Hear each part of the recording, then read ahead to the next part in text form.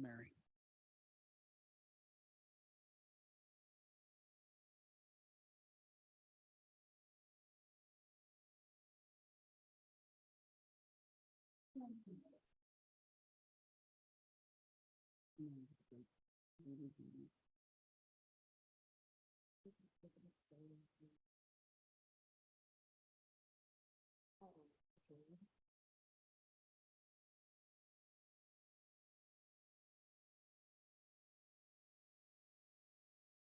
Sorry to keep you all waiting. We're waiting for one commissioner to get back so we can come out of executive session, then we'll get on with the afternoon here.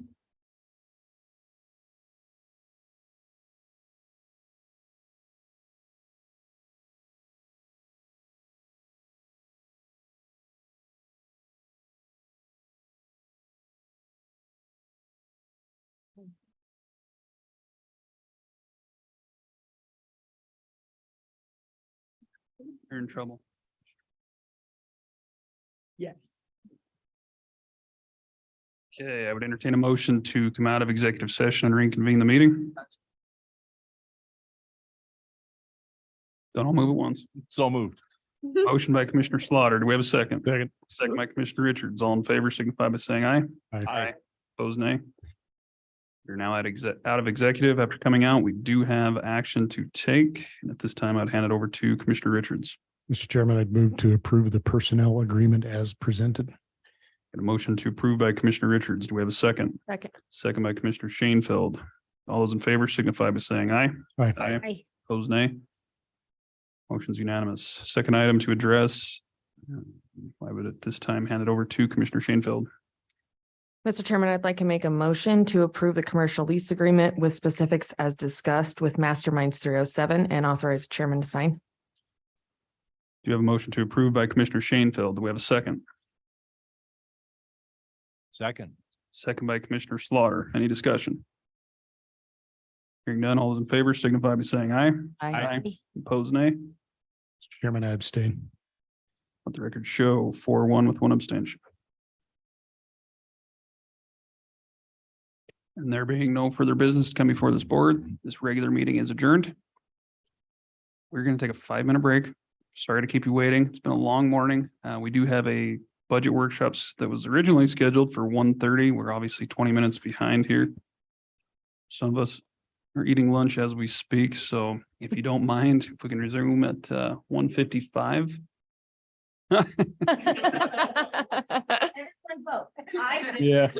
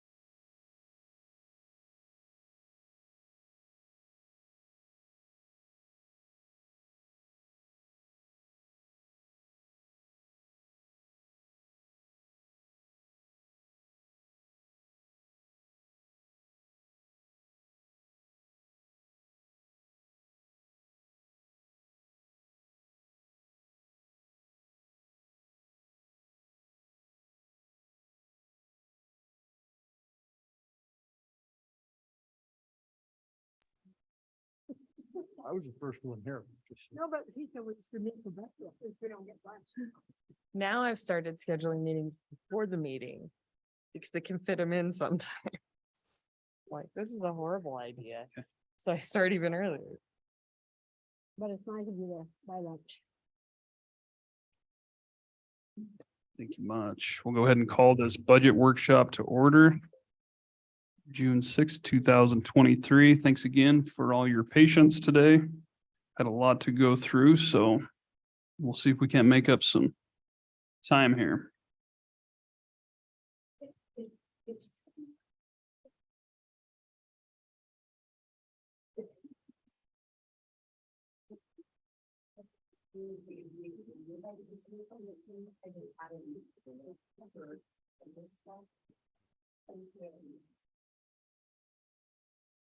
Bonnie, did you want to kick us off or you just want us to get right into it? Okay.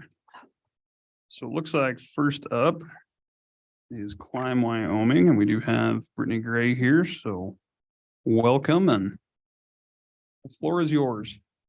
Thank you so much. Appreciate the opportunity to come and present. So just to get right into it, as you can see from the budget worksheet that we are asking for the same amount that we had last year. So we're not increasing that ask. We're working to show sustainability of our support through the county.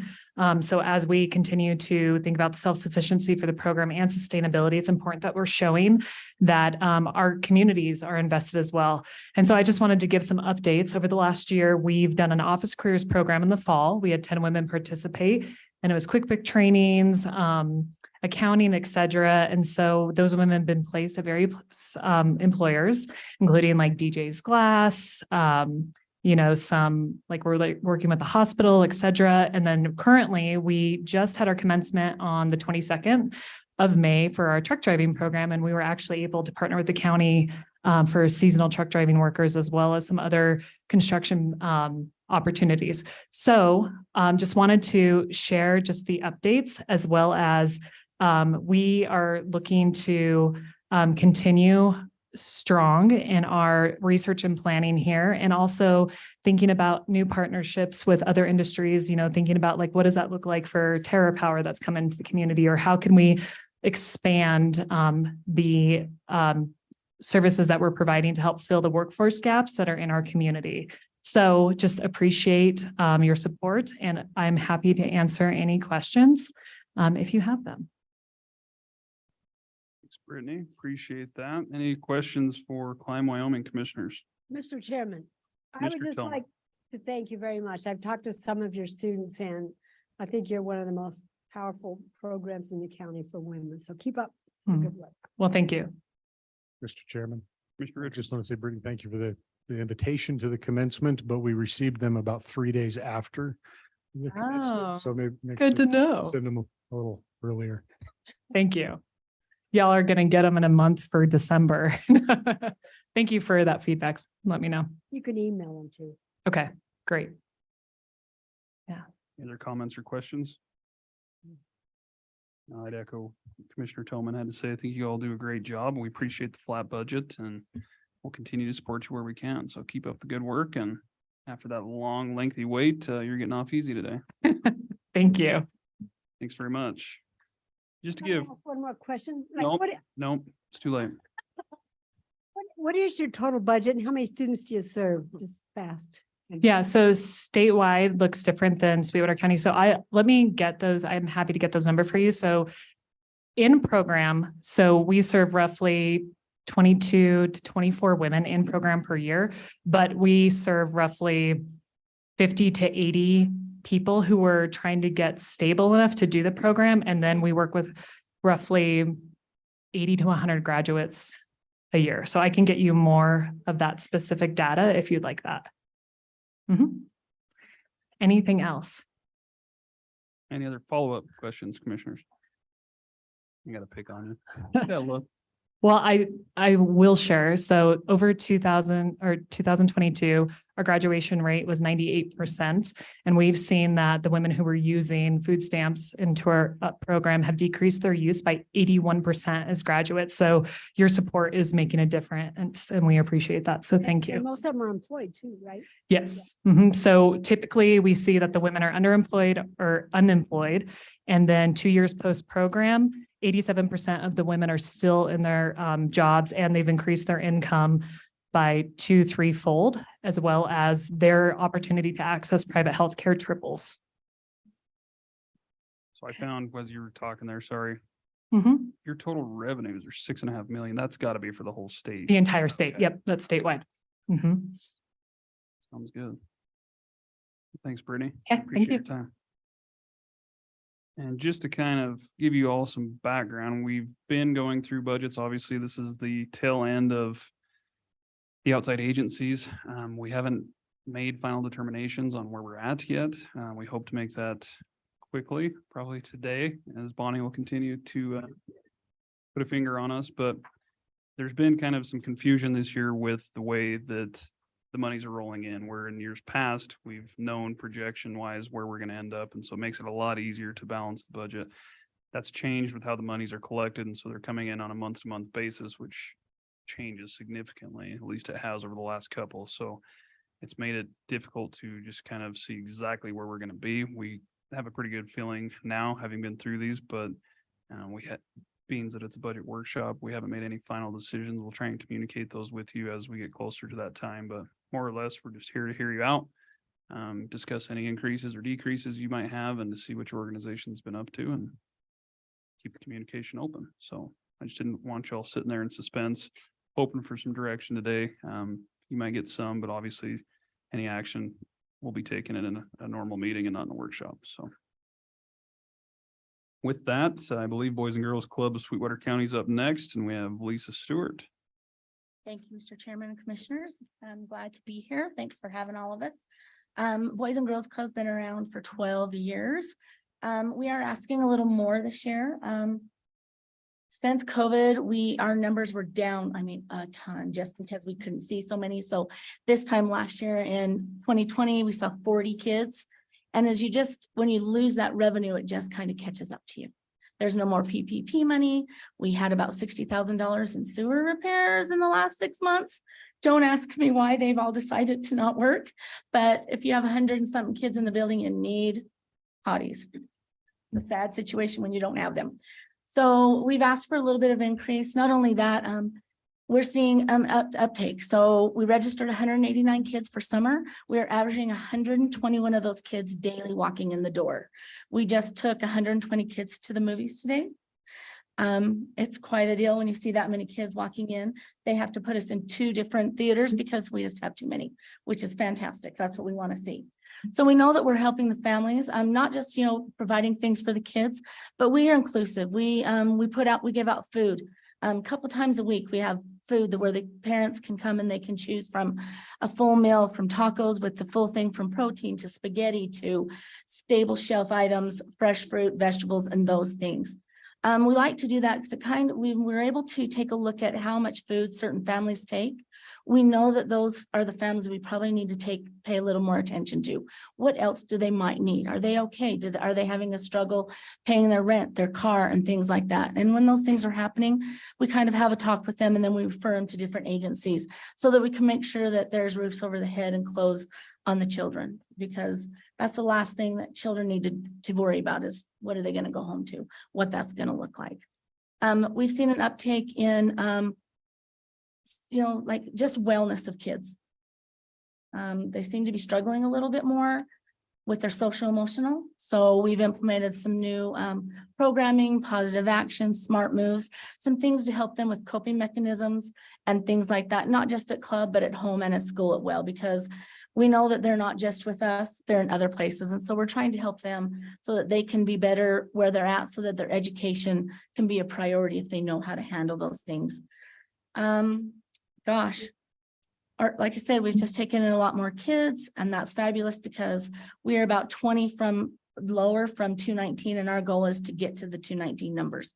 And so we're pretty excited about that, to have have that amount of kids walk in the door and to be able to help the youth and their families. So we have- Thanks, Alicia. I could That talk makes sense. forever, so I'm gonna be quiet. One question I had for you, just looking at your income statement and your request, you showed roughly 600,000 in expense, but you've only expended about 100,000 of that. Do you intend to expend half a million So- over the next month? So what happens is, our financials aren't, you ask for up to March, but really we only have up to April by the time our bank statements and everything get in there. We're just scrambling to get them all in there. I'll let you know that, there are some big, like there's more payroll on the list. We had to bring in more payroll because we have more people and we have to be competitive. I mean, we've got so many that are starting young kids out at $14, $15 an hour that we're struggling to keep up with the market and get kids and get people in the door. So you will see an increase of that. If we can send that to you, because that has come up higher. Like I said, we put out in the last, since we've sent that in, we put out another $30,000 in sewer. That's a big deal. We had to cash a CD to get that done. And then, like I said, we just have an uptick in the summer coming in. We had to rent some buses. And we had to increase some of our payroll things. So our first 2 months were a little slow, but we had to get going to get things in there. And when we know that that's our budget, but we really didn't have that kind of money in our account, that was our budget. And so, you know, I would rather work shorthanded and me work on the floor than put somebody on the floor if I can't afford to pay them. And so we just had to wait for some of those things to come running through. So at that point, you'd only seen about 2 months of things coming through. That answer what you're asking? It does, yeah. Okay, sorry. I knew that. It's just been a long morning and I forget that it's through the end of March and not. Yeah, ours is a little bit different. Yeah, we're, we're the January to December, not. So it looks like we haven't done very much, but we're a little behind in the paperwork for what compared to. Mr. Chairman, Commissioner Toman. are you in Green River also? We are not right now. So GRASP Green River After School Program has been over in Green River for a really long time. If we came over, we feel like could be duplicating services that are already there. If at some point that went away, it would be an option for us to look at coming over here, but we feel that Green River is taken care of right now. Right. And then we'd have to increase our budget by a lot to come over. So. Any other questions or comments, commissioners?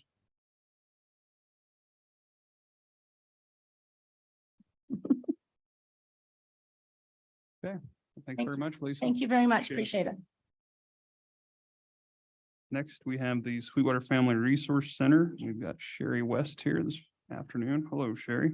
No, No relation. Chairman, no. Unless it helps with the budget. Then we're not.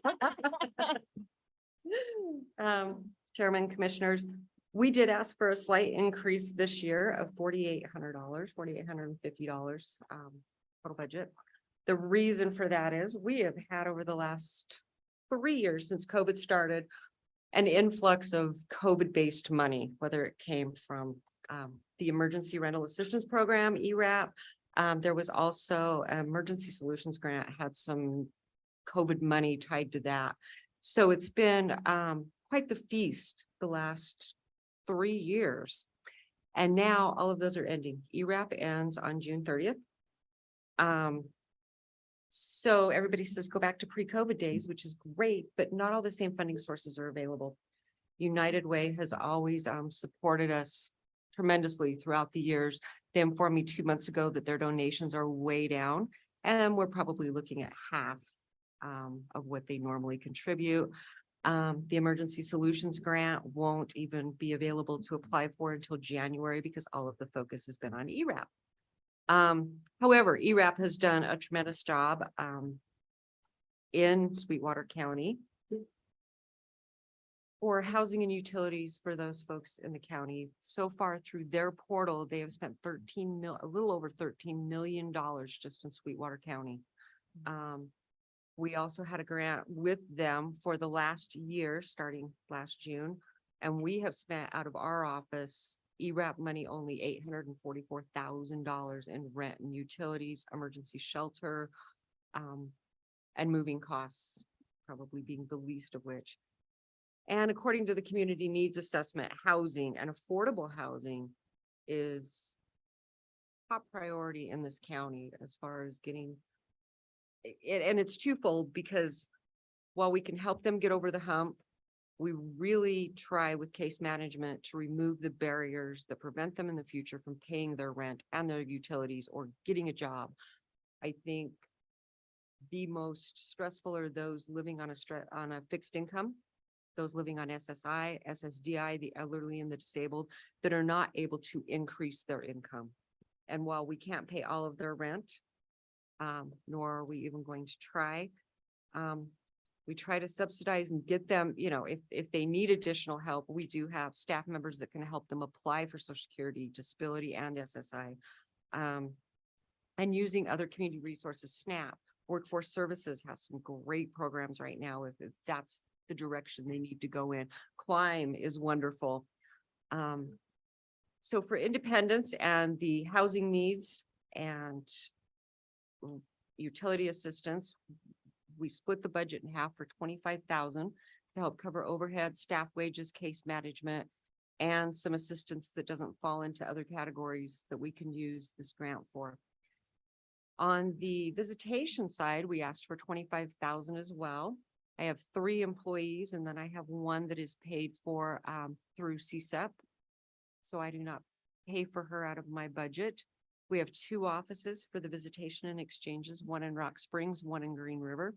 We're open 7 days a week. We're open in the evenings so that those non-custodial parents can spend some time with their kids, exchange the kids with somebody that maybe they have a no contact order with, or they just don't want to see the ex or the other parent. Is a very safe, supervised way for them to do this. Last year, we had 31 new families sign up in 2022. So far this year, we've had 4 new families sign up. But most of these families, while 4 doesn't sound like very many, they're seeing us on a weekly or bi-weekly basis in addition to all the families we are already seeing and helping. So also a very valuable program and primarily paid for out of Sweetwater County funds historically. Green River City does help some to help cover our Green River office, but any questions? Thanks, Sherry. Any questions for the Sweetwater Family Resource Center commissioners?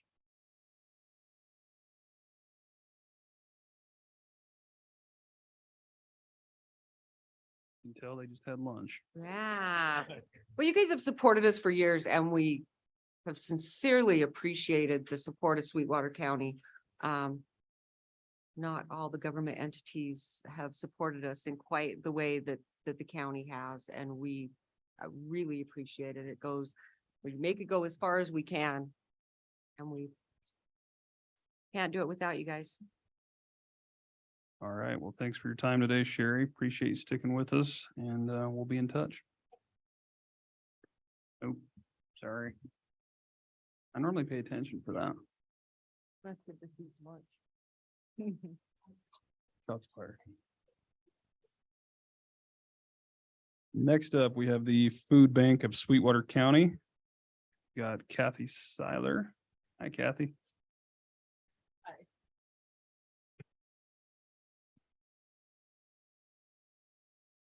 So the food bank is requesting that Sweetwater County continue supporting our mission to feed the hungry of Sweetwater County by providing $26,485 as an in-kind donation of health insurance for our organization.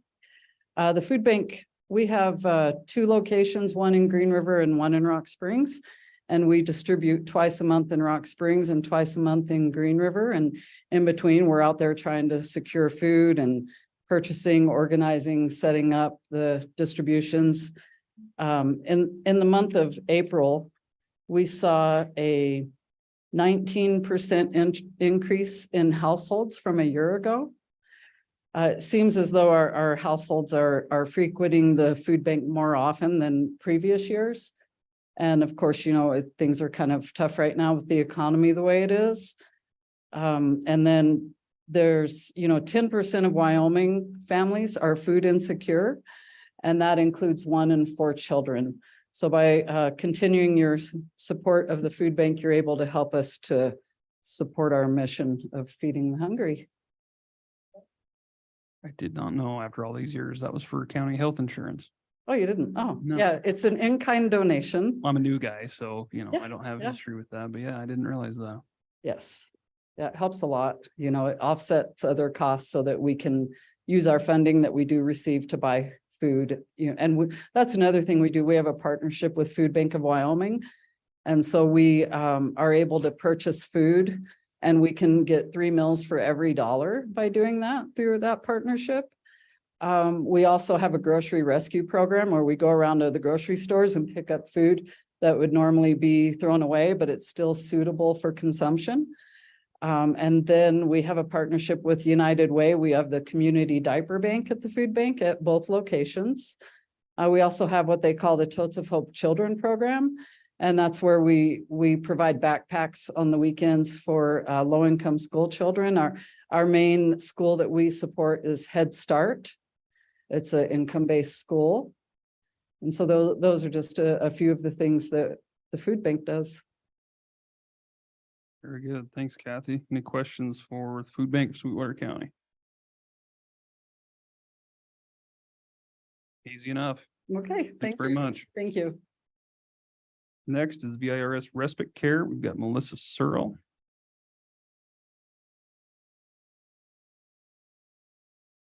Hello. Good afternoon. I have our board president with us too, Ann Shipman. I thought I'd give a little history of VRS Respite Care, since we have new members.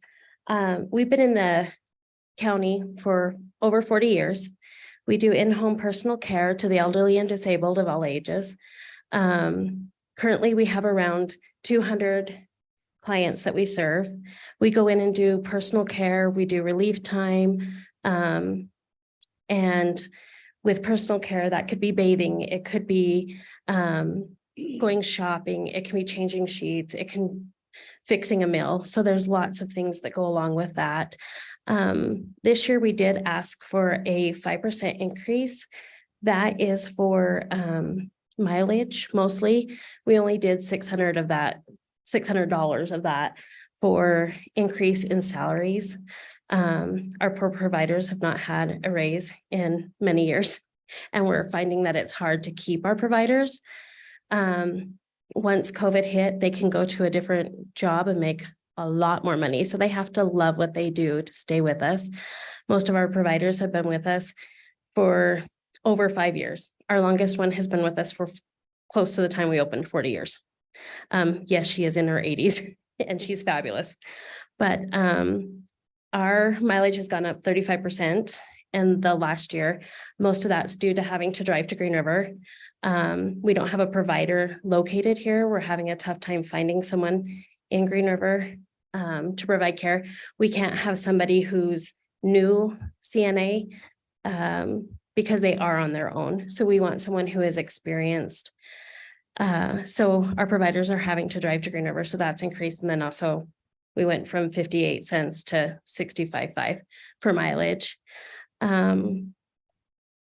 That's kind of why we're asking for the increase. All right, you got to help me out. What is VIRS?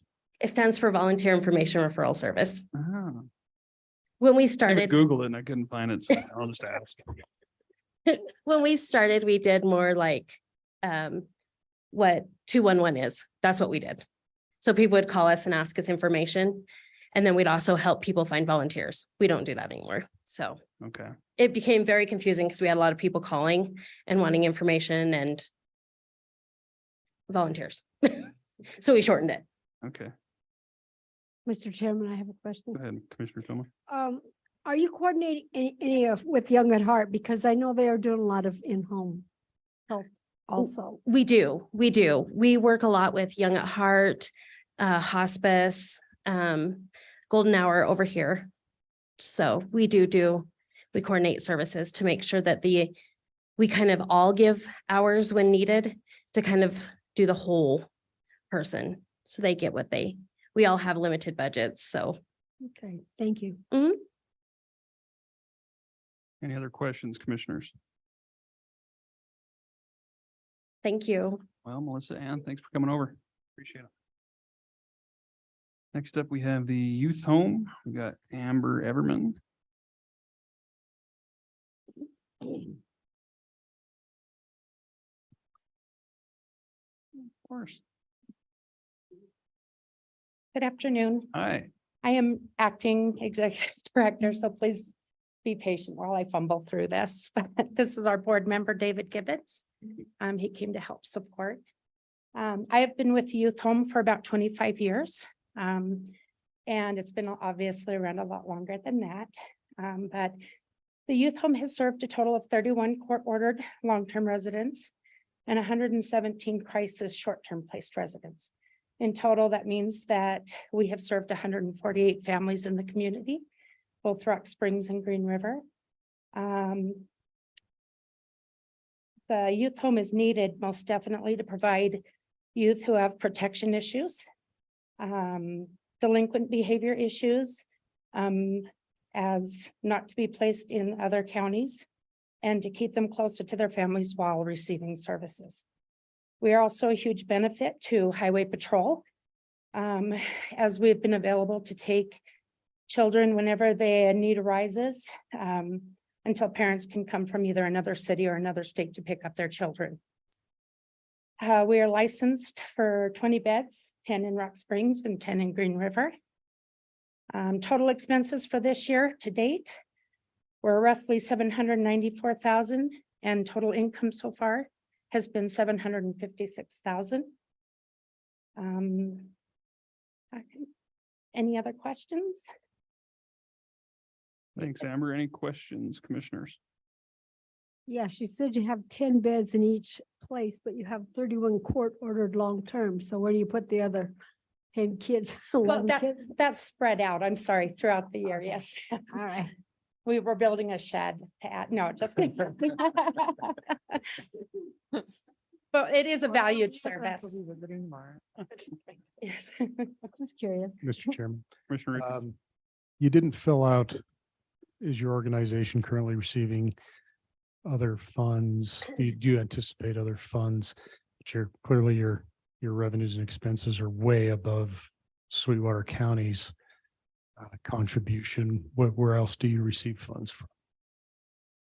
We received funds. We did get help from United Way, which we're anticipating reapplying within 6 months with them. Right now, that's there. I believe that's all we have at the moment.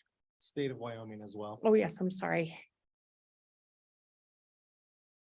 For the paid placement beds, we get that funding from DFS. I apologize to the state.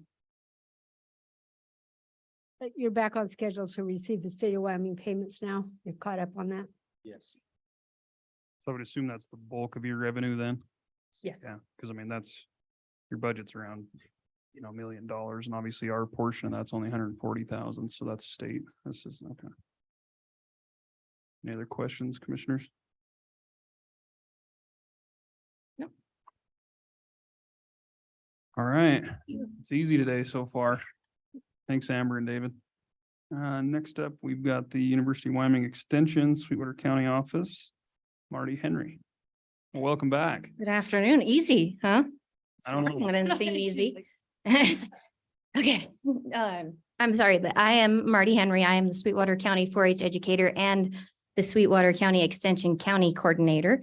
And we have currently 3 programs in our county office. We have the Master Gardener program, the Sensible Nutrition program, and the 4-H program. I'm really excited to say that our numbers in 4-H are finally coming back up, thanks to COVID, taking a big hit. We're back up to about 300 kids in the program and about 100 kids in volunteers, or 100 adult volunteers, excuse me. And then our Master Gardener is in full swing right now. She's getting called out for yard calls like crazy. And we're actually, unfortunately, having to turn some folks away for pesticide testing because we don't have a current concrete location to tell them where we can do that, as you already know. And then our Sensible Nutrition is the best in the state. She has had the highest success rate for probably 10 years running. She's amazing. If you don't know Wendy Nielsen, we should make you guys meet. But it's, I think in my opinion, it's a very valued program. And this year, I'm happy to announce we're asking for less money than we have previous years. Depending on the rent you have to pay. Yeah, Or right. don't have to pay. Yes, yes, that is a very good point. And actually, I've had some opportunities off subject, come to me about places, but they would be again leasing, which is kind of counterproductive of what we're trying to attempt this morning, I realize, but still options. But where was I? Oh, but anyways, we are asking for what I think a little 5% less this year. Not 5.3. 5.33. But if you have any other questions, I do believe that on our supplemental income, obviously we make no money, but every year we do ask, the 4-H program specifically invites donors for our fair awards. I will apply for a grant for our jackpot show that will be happening July 8th and 9th for awards as well. But other than that, that's it. Very good. Thanks, Marty. Any questions for the extension office? Marty, I was just wondering if there's any way you could find a smaller font size to use in some of these boxes. I'll make a note and I'll fix that. I have zoomed the one box to 200% for me to be able to read it. We kind of struggled with the new electronic submission this year. It was a little difficult for us. So I'll make a note and we'll Sorry, fix. I'll get you some of those 300-pound readers. Yeah, I just need better glasses, I think. Yeah, see, okay. Any other questions, commissioners? Well, we got to know you this morning, so this is just a continuation, but we appreciate the 5% reduction. Hopefully that doesn't come back on us when we try to find you additional facility, but we'll see what happens. Thank you. We appreciate you coming over. Well, and I don't want to be sneaky. I should point out that we did ask for raises that would be specifically from county for our master gardener and our assistant. And our master gardener has not received a raise in the 5 years that she's been with us. So we're hoping that's not too much of a ask, but I also didn't want to be sneaky. I wanted to point it out. Appreciate that. Okay, we'll be in touch. Thank you. Thanks, Marty. Next up, we've got the Eden Valley Improvement District. Travis Gines. I don't know if I pronounced that right. Gines, sorry about that, sir. Also, I have Kim Brown today. Kim Brown. Hi, Kim. I'm Travis Gines with the Eden Valley Improvement District. I'm one of 5 board members currently in Eden on the board, and so it's the same thing every year. I think there's only 1 year that we hadn't had any funding from the county in 2022, I believe it was. We did get our funding last year that we requested. We're requesting it again this year, 35,000. And this form that we fill out year to year, it often looks like we're sandbagging because we do what, I guess it would answer the question as far as our cash flow and whatnot. A lot of that, as far as reserves, we spend anywhere from $80,000 to $90,000 on our operating costs. And we do receive funding from the cemetery board for mill levy, from their mill levy money. We have an MOA with them. There's quite a bit of that money, that $40,000 of the 140, I think that we claim as cash flow as a CD, which is from previous boards and entities. Actually, not, Kim knows a little more about the history on that, but a lot of that money we can't spend as far as operating costs, so, or on operating costs rather.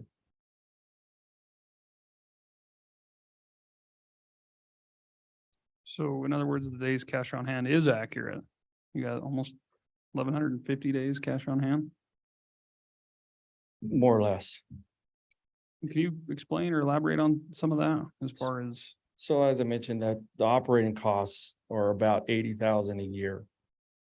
85,000. On a normal year, this year won't be, just because of the snow removal and whatnot.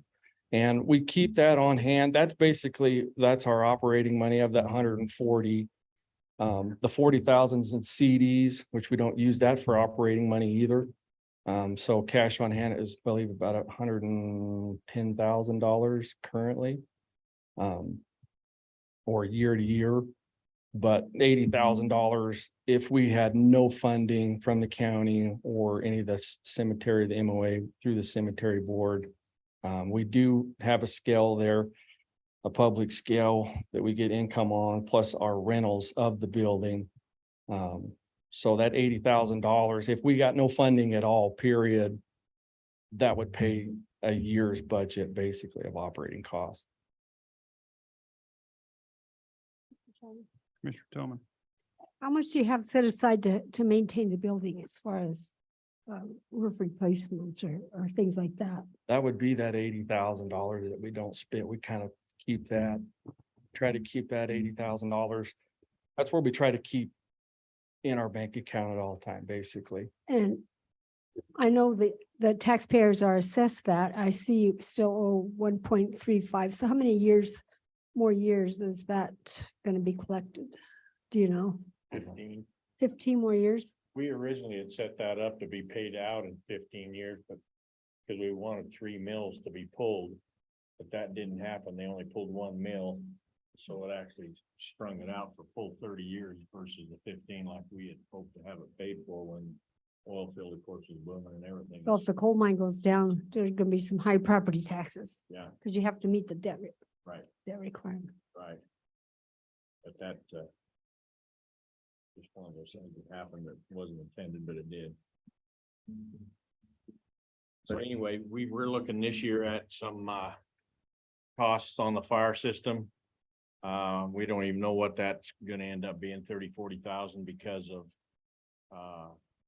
the fire system that's had some issues that was not done properly to start with, and we're having to upgrade that at this time. So we're looking at, a pretty good chunk of change there to get the fire people happy. And then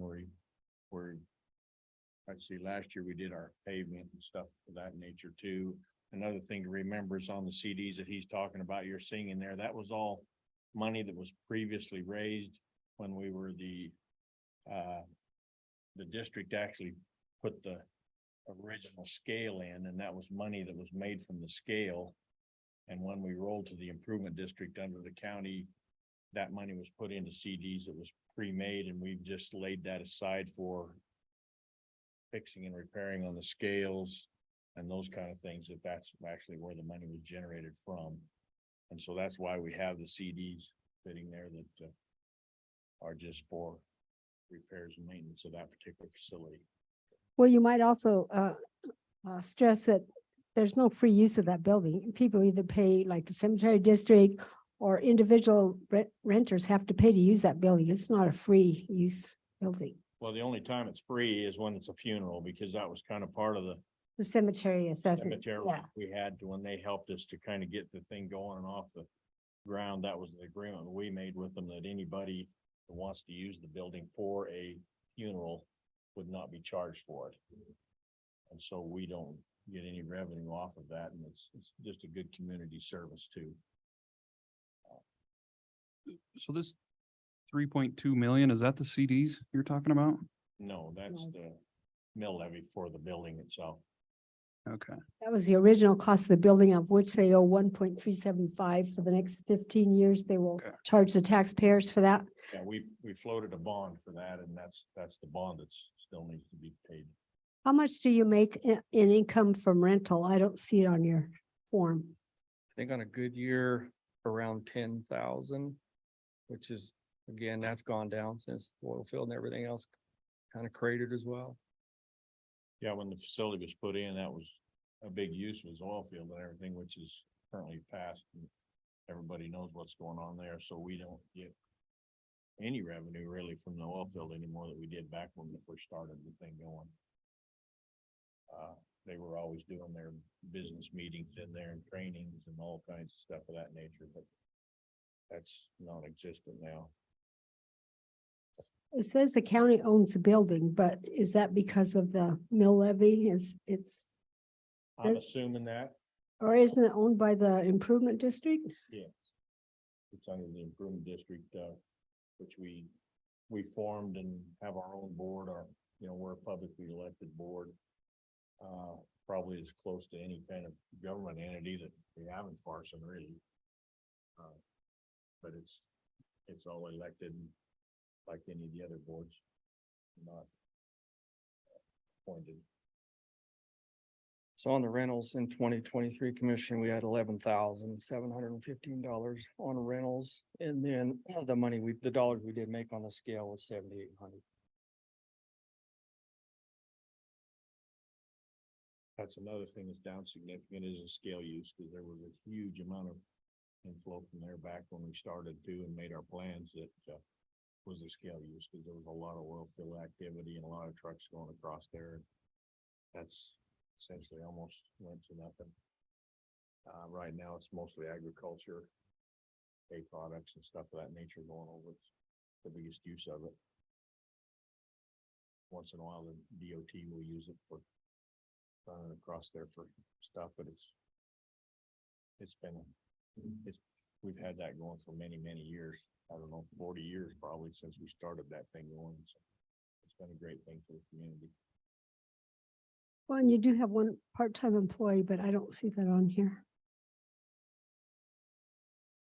She'd be contract.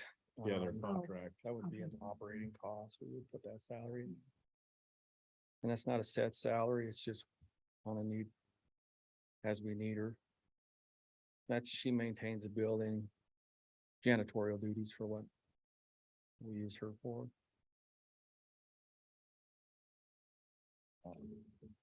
Any other questions, commissioners? Travis, Kim, we appreciate your time and come and explain some of the questions, and we'll be in touch. Thank you very much. Thank you. Well, Mr. Chairman, I would point out what it's, Farson taxpayers pay isn't it 6 separate assessments because they tax themselves for the cemetery, for the waste, for the improvement district, for the health clinic. I think they've taxed themselves 5 or 6 different taxes that those taxpayers out there have voted to fund themselves. So I think I'm speaking in support of the event center. I mean, it's a great community thing, but they need a little bit of help with maintenance. Yeah, that's what this pretty well used for, is utilities and insurance. Our insurance alone is $12,000 a year, if I remember correctly. Yep. Just that alone. It's not going down. And it's a big building. And as you know, we can't use any of the bond money as far as maintenance goes, so. Yeah, plus we don't have the ability to pull a mill for any kind of maintenance at all. We've got pretty much either get it from you guys or raise it in some other direction. A little more difficult, but we appreciate your help all the years. Thanks, gentlemen. Appreciate it. Next, we have the Red Desert Roundup Incorporated, Rick Hawkins.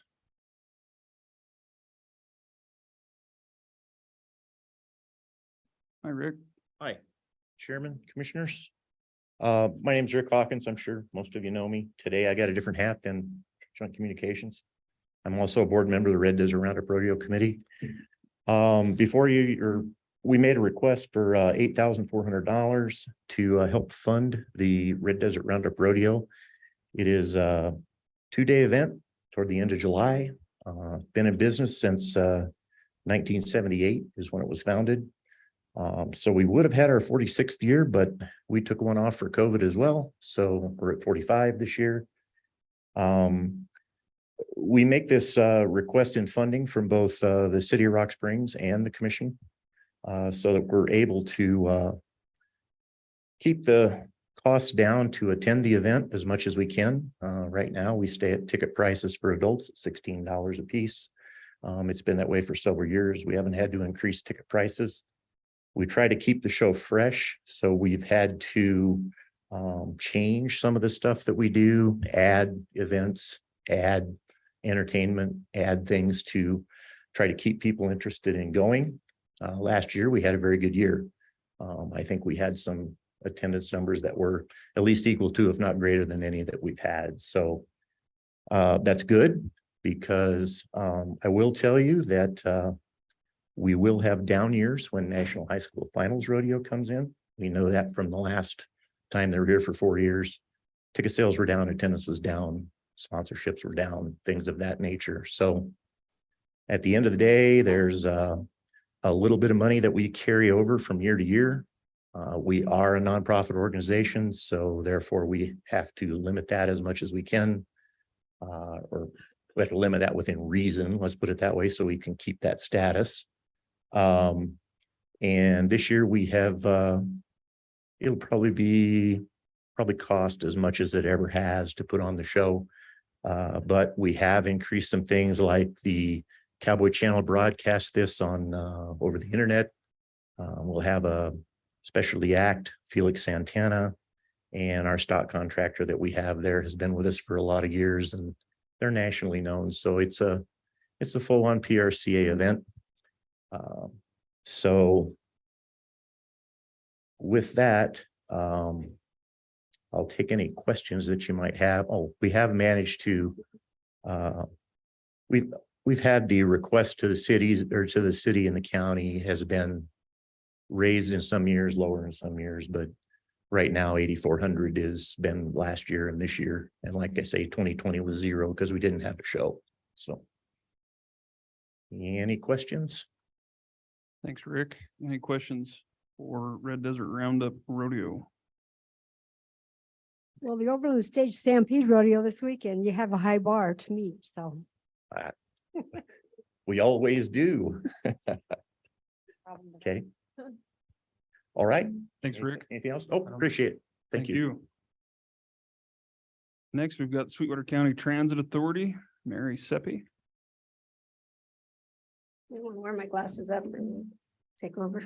So there we go. We caught you back up. Yeah, I caught back up. Head now. Chairman, Commissioners, my name is Mary Seppi. I'm the Director of Star Transit. And just a little bit of background, I took over in 2020 after Miss Owens retired during the great time of COVID. It was a great time.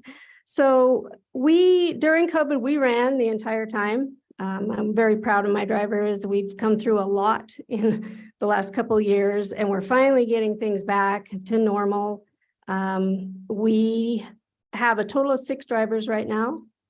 Unfortunately, our buses, because of they were the buses that we've had for quite a while, they do require a CDL. So we're kind of strapped for drivers still until we can get some smaller buses, because as you all know, if you're familiar with the CDL licensing rules, it has become quite difficult to do it.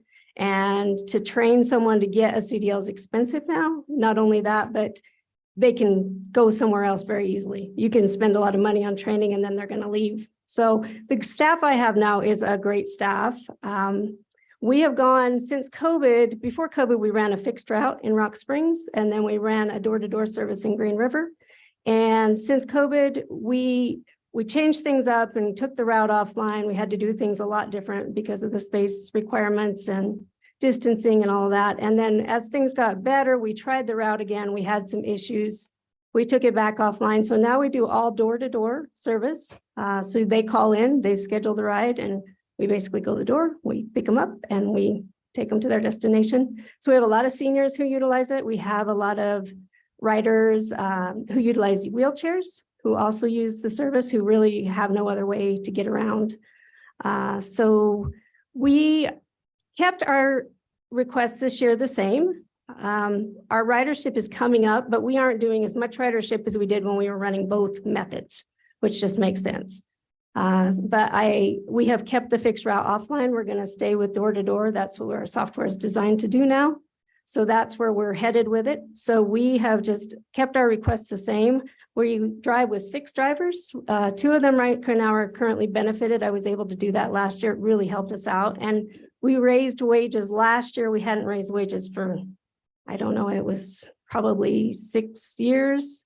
So they're up. We raised it to basically a starting wage for $15 an hour. So that's with a CDL.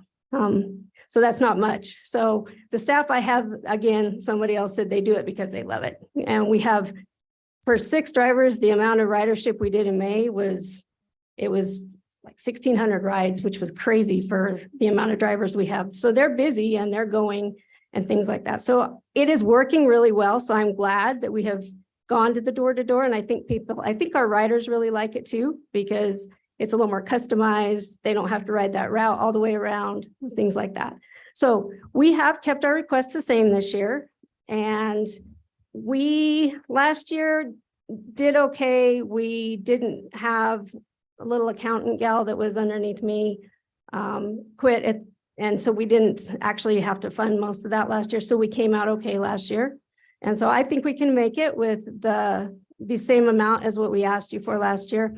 We run a little bit differently. What we come to you for is basically so we can apply for the federal money. So the majority of our money, if you look back on the 4th page, the majority of our money comes from the FTA 5311 grant. So we get, this year we applied for 426,525. So in order to apply for that, we have to have the match, which is different percentages in different categories. So we come to you, we come to the city of Green River, and we come to the city of Rock Springs for the match for those. And then of course we have some fairs and we have other small agencies that also help out with that match.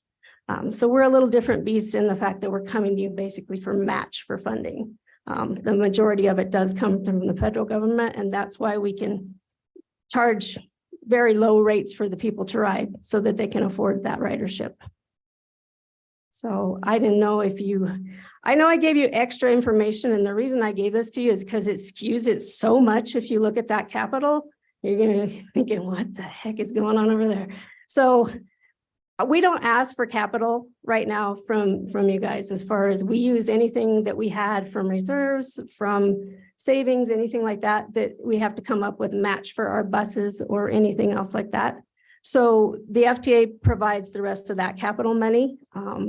And so we've tried not to come to you for any of that. So that's why I backed that capital out, because I wanted you to see the real true operating costs that we're coming to you for. And that's why I gave you the additional supplemental information, just so you could see that this is the revenues and expenditures without all the capital thrown in, because the reason that's so high is we haven't had buses for 2 years. So we're throwing a bunch of buses in, and they're coming in at about $115,000 a bus. So it's driving it up quite a bit. In that regard, and I think you may have just answered that, but in fiscal year 22, your request from the county was 30,000, then it jumped up to this 112. Was that because of the additional? I don't think in fiscal year 22, we actually requested more. It was cut. Didn't you get COVID money too? We did get COVID money. In 21, we got some COVID money. And in part of 22, we got some COVID money.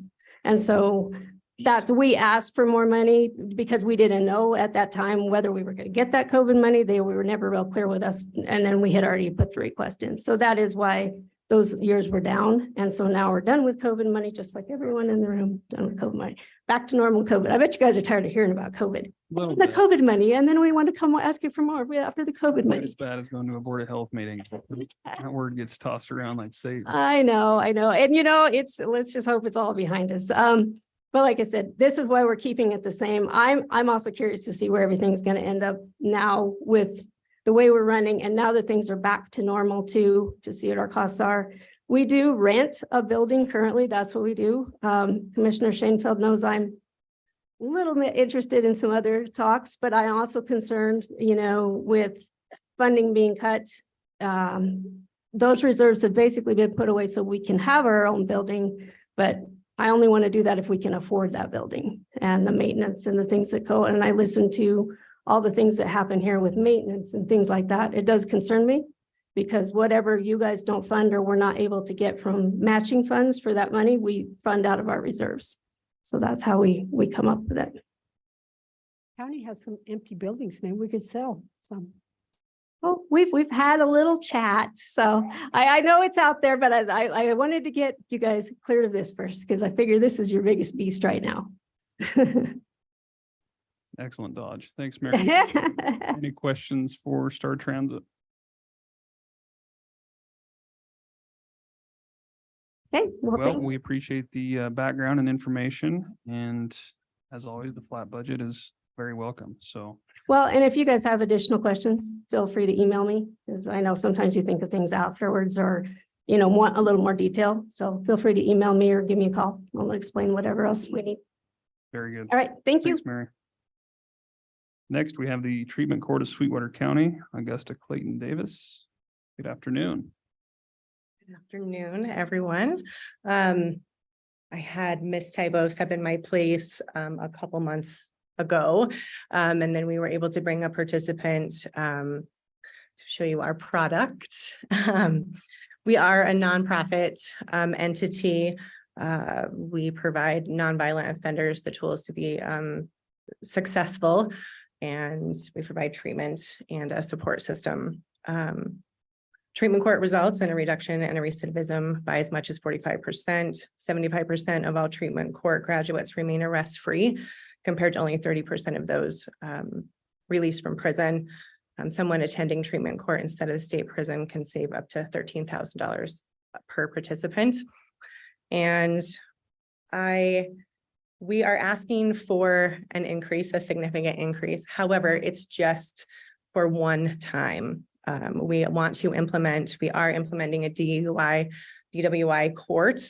And with that comes additional expenses. We did ask for funds from the city of Green River and the city of Rock Springs. We have not heard what those are quite yet. Then I broke down specifically what we were asking for, and that was, first of all, we're grateful for the in-kind services of our building. And then also we have Sergeant Bartolotta, who is on our team as well. We're grateful for that. And let's see, so the requested funding of $8,000 will be used frugally, as it has been in the past, for quality services such as substance abuse treatment, monitoring equipment, education, career training, parenting classes, anger management, family counseling, trauma therapy, financial planning, improved life skills, health education, case management services, and advocacy. We have 2 full-time employees, and that's myself and Miss Lucero. Our salaries come specifically out of the state grant that we apply for. So with the additional $8,000, that is for the implementation of extending our program to the DUI, DWI track. It's for offenders that are on their 2nd, 3rd, and 4th DUI, because at this point in time, we're only taking 4th DUIs, which is a felony. So we'd like to address it at an earlier spot. So the GPS alcohol monitoring devices would be $800 each for a total of $3,200. Expenses for additional treatment services for the influx, because we do expect a pretty quick increase as soon as we start the DUI court. And so that will be $3,000. And then training costs to ensure evidence-based effectiveness and optimal success for the program is $1,800. And then we also are required to have a 30% local match with our state grant as well. Any questions? And that 30% match comes out of the regular 8,000. That's part of it. Yes. So we ask for Rock Springs and then Green River as well. Questions for Augusta commissioners? Mr. Chairman, Commissioner Shanefield. do you have an estimate, how many offenders for the DWI portion do you think you'd be able to serve with that amount of money? Yes, For actually. the first year, For the because first obviously year. you'll be able to use a lot of them ongoing. Sure. And then once we have some of the monitors established and the training, those won't be continued expenses. So I would, within the first year, I don't think that I'm overreaching if I say at least 15 solid, and I think that's being somewhat conservative. I agree. Thank you.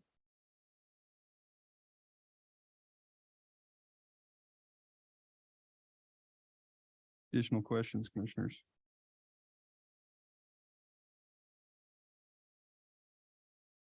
All right, well, we appreciate the explanation on that. Sounds like if we do concede, then that'll be an interesting or exciting rather implementation for the DUI court. So we'll see what happens. Yeah, absolutely. Thank you so much. Thanks for all you do. Last up here on the outside agencies is the St. Christopher's Highway Travel Assistance. We've got Joyce Cochran here. And welcome back. Are you tired of seeing me already? Never. Never. Thank you for having me today. I'm kind of stymied because of what's been happening with us. We're very poor right now. We're down to about $1,000 in our pocket. And every day, it seems at least one person shows up that needs help.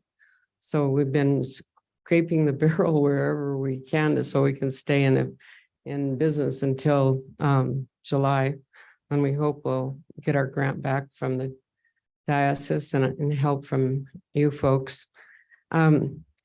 I think most of what I would have to say to you today is pretty redundant because I've talked to you about the statistics and everything, but I'd like to read a letter to you, if that's okay, from parents of a young man that we helped. Dear St. Christopher's Highway Project helpers, and a special shout out to Robert, who was the volunteer who helped this young man. We cannot express to you enough our gratitude for your organization. We are overwhelmed by your kindness and concern for strangers in need, strangers with tattoos, rough stories, and uncertain futures.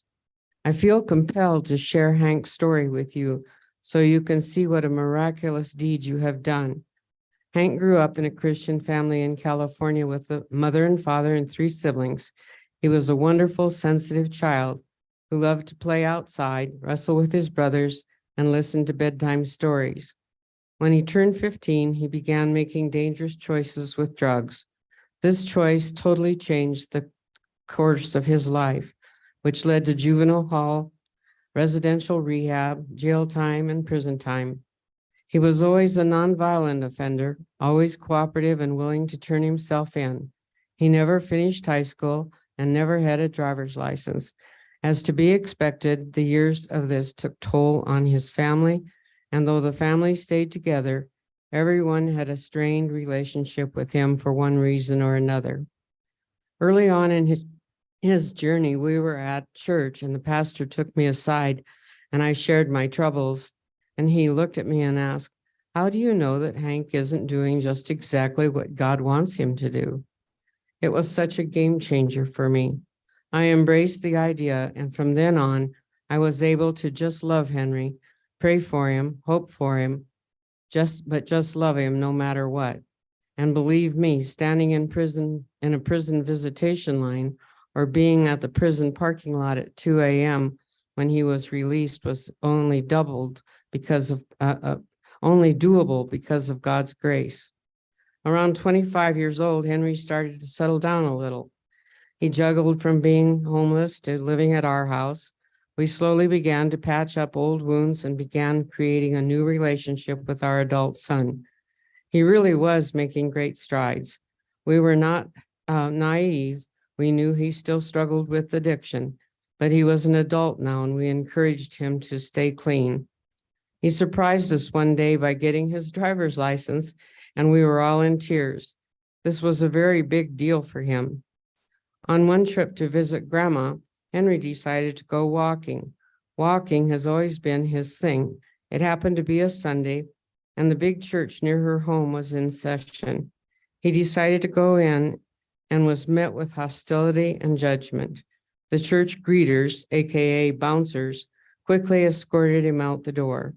This infuriated us, but Hank took it quietly. This incident cemented in his consciousness that he was worthless. No matter how we tried to build him up, we could always tell that he felt like a loser. When we retired, we decided to move out of state. We encouraged Hank to move with us, that we'd find a house that gave him his own space and we'd make it work.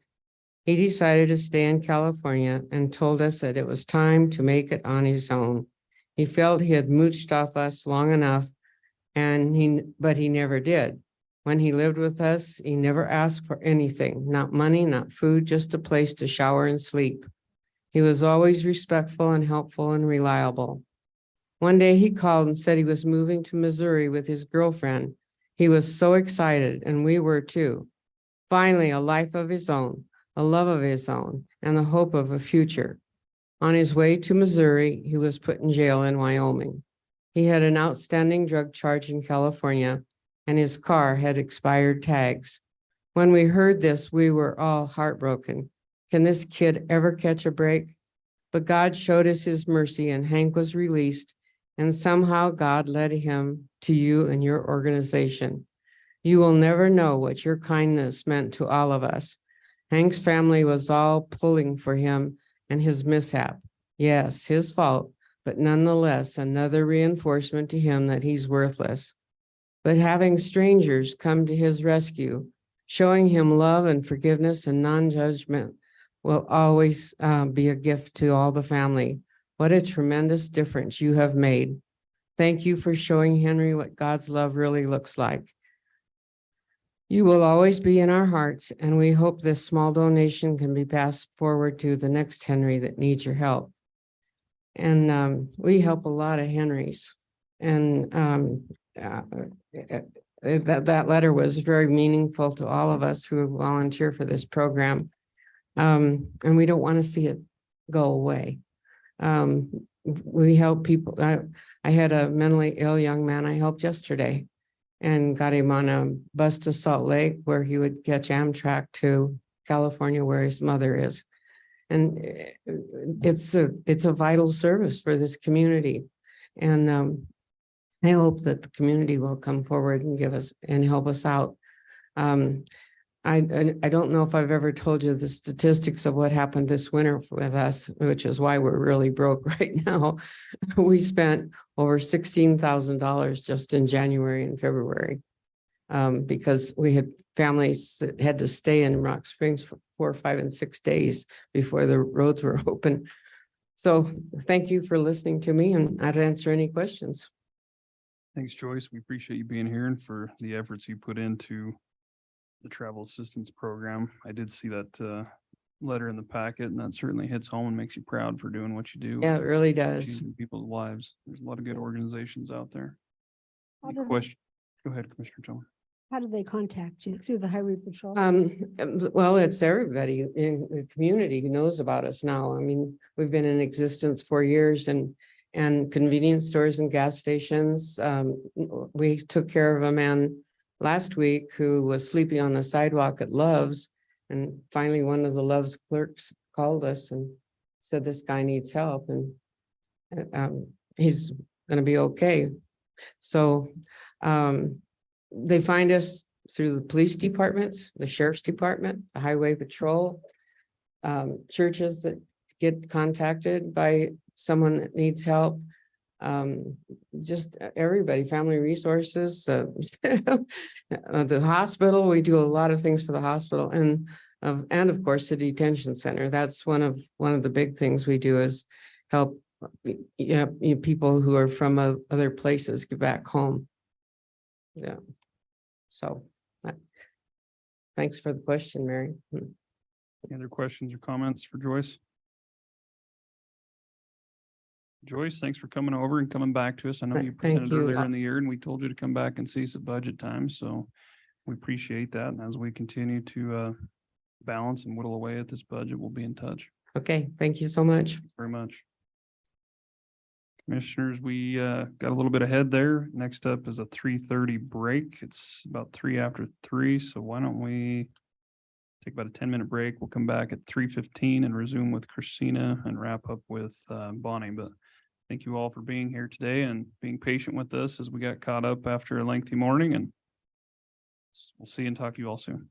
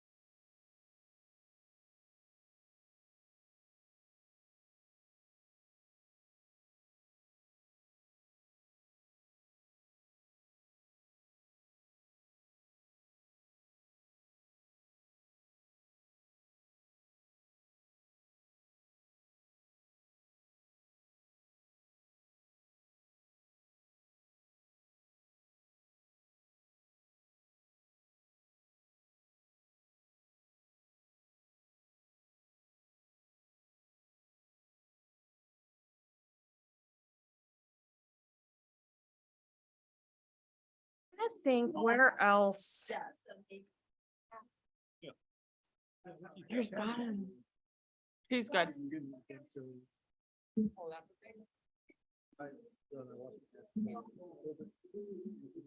Well, and I'm like. Better. Call this budget workshop back to order. We are fresh out of break. And where we left off was Christina Marshall, opioid settlement, industrial siding and gambling. Good afternoon, Christina. Good afternoon. I think I told you all to open that recent email I just sent you with 4 attachments. Titled Nutella, sorry. Got it. And there's 4 attachments because there's some business that I'd like to get your direction on. Bonnie and I met last night to discuss some federal money. So anyhow, let's talk about the first item, which is the opioid settlements. So the commonality of the 3 types of funding we're talking about right now is they're in their own funds. So they're not budgeted with the general fund money. So this fund, so if you go in Munis, you look at Fund 260, you'll see that right now there is a total of 522,171.33 in there. And I've tried to break it out as simply as I can for you, but these payments have come in under the MOA with the One WIO opioid settlement with the state of Wyoming that you should be familiar with. The county is getting 7.64% of 65% for local governments. It's very interesting. So there's 2 settlements, Johnson, Janssen, the distributors. This other one, Mallincroft, is a bankruptcy payment that came in. We actually had no idea when they come in as, I hope we don't lose electricity. So sorry. Sounds like a Icing on Sonic. the cake today. Let me expedite them. That's Faster. it's a sign. It's a sign. So anyhow, that's the money we have for the opioid settlements. Also interest we are collecting on, and that represents January through May. So you recently approved a second settlement agreement, the One WIO 2. That's for Walgreens, Walmart, Allergan, and Terra. We are waiting, I believe, on that. I don't know any dollar amounts, but on the ones that we have today, the Johnson & Johnson represents 5 years of payments. The distributors is 2 years. We received all this in December of 2022. I've been trying to figure out what type of payment schedule we are going to have, because to decide uses of funding, you should know some type of long-term plan. So you can, let's say you approve a program to use the money, you want to fund it maybe for 10 years. So we are working on that. Initially, John, Mark Cowan, County Treasurer, and Charlie Barnum, who's your appointed attorney on this, met to discuss some of these issues. I'm still waiting for his reply to some questions about the settlement totals. We did have a difference of opinion on timeline to expend. I'm quoting the settlement agreement that says it ends 1 year after any local government spends their funding. So we're just clarifying on the front end. I have not put in the budget anything for this, but there's a lot of interested entities. Treatment Court is very interested, Southwest Counseling, the sheriff. I don't know if you want to establish a formal committee and appoint that. You don't even have to have me involved. I'm only here because we would probably use project accounting to oversee this. This money does require reporting to the state. So that's all I have on the opioid money. I included in your packet I believe the one agreement. And also one thing to remember, like there's all this fine print that I love to follow. There is a clause that says each participating county shall regularly consult with and receive input from its constituent cities and towns regarding effective distribution and use of these funds. I just want to point that out. We want the public to be involved and the entities. And then in the back, you have the allowable uses of the funding and the exhibit. So you can see there's a whole bunch of pages of how you can use it. So that's all I have on the opioid money. And again, looking for direction.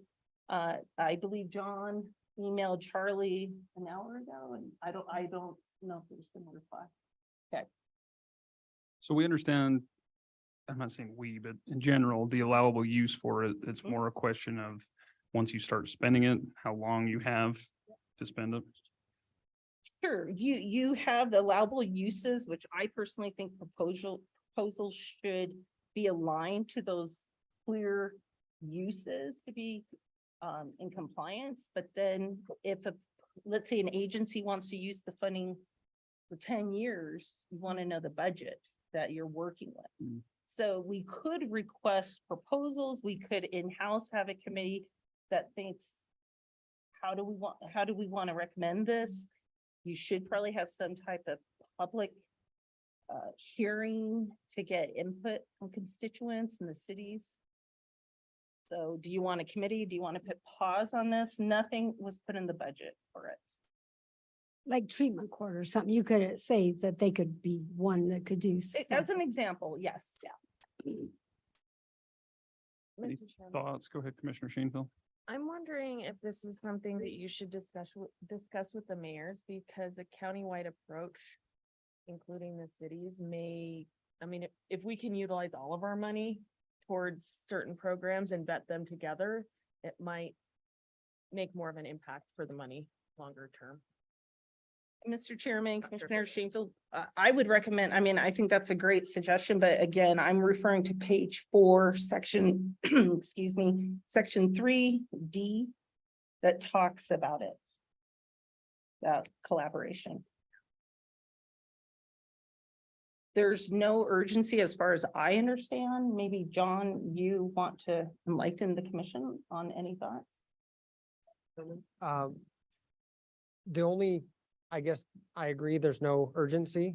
I think that as we discussed it with Charlie in terms of just to give you an idea of the amounts that we're talking about, Christina's identified how much is currently received by the county. In talking with Charlie, he was estimating about 125,000 or so in terms of how much would be yearly available. So not a lot, but a significant amount when you're talking about treatment court and their budget. So, how that's used, I think that Commissioner Shanefeld's suggestions are good in terms of discussing with the city the best way to if there's an ability to combine resources. The only other thing that I would say is in terms of not an urgency and, how do you proceed?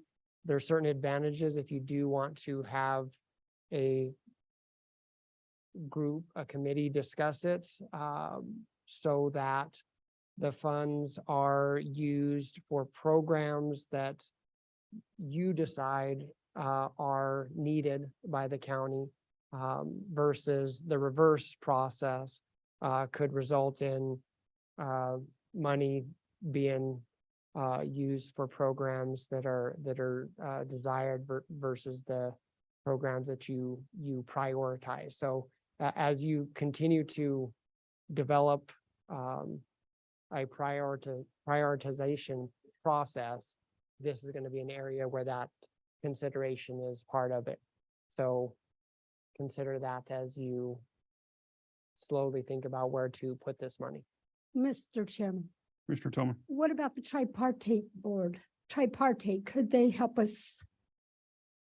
So, Mr. Chairman and Commissioner Tolman, the tripartite board specializes in overseeing funding under the community services block grant for low-income people. So they probably wouldn't be, but I believe, to be clear, the approach John's discussing is, do we want to test the waters, do an RFP saying these are allowable uses without any obligation? Or do you want to have an in-house committee to develop ideas? The bottom line, though, is we do not know as of today how much we're expected to receive. This is how much we've received in. I have backtracked what years those represent from those settlements, but I don't know if it represents 5 of 16 years or 5 of 5 years, for example. That's what I'm trying to get information on. And I can certainly go back and report on this to you. Or you can remove me, make John in charge. Just trying to think how I could get out of it too. I do have a meeting or that meeting tomorrow with both mayors for lunch, so I could broach the subject with them and see if they've had any discussion similar to ours and see if we can formulate some type of direction for you, if that works. I mean, I don't want to continue to kick the can, but it sounds like it's a little complex and we probably ought to figure out a way to handle it so that it's clear moving forward. Okay. So to be clear, right now, we're not going to budget anything in that for that fund. I think that's where we're at, is everyone. Okay. And you can always do a budget amendment once you want to proceed. It'll be under grants when we do. won't it? So Chairman West and Commissioner Tolman, it would stay in the fund of number 260, but we would utilize project accounting to formalize it, so then I could do the reporting. So that's the best way to manage it. Very good. I'll Okay. follow up. Okay, one down. Number 2. Yeah. Oh, good. Eric's here too. Part 2. He's the other half of industrial siding. So as you all know, Eric oversees the industrial siding projects, doing the public hearings, but more importantly, negotiating the agreements with the towns, the cities, when there are major projects. So industrial siding is for unmitigated impacts due to industrial facilities construction of at least $96.9 million. So we're talking about big projects with impacts. Right now at the county, we have on your attachment number 2, you have what are active projects, if you will. So there's Gateway West, Gateway South, Exxon LaBarge carbon capture, and you'll see that I put in the budget a total of $437,016.76 for expenses for those projects. They represent what I put under the uses. So for example, Gateway West, that amount is for overtime patrol. Under Gateway South, it would be, well, it's for fire protection. The sheriff's office actually will receive eventually 2 vehicles under Gateway South, but it's not in the budget this next year for different strategic reasons. And then finally, Exxon LaBarge, you'll see we also budgeted for overtime for the sheriff as well as fire protection.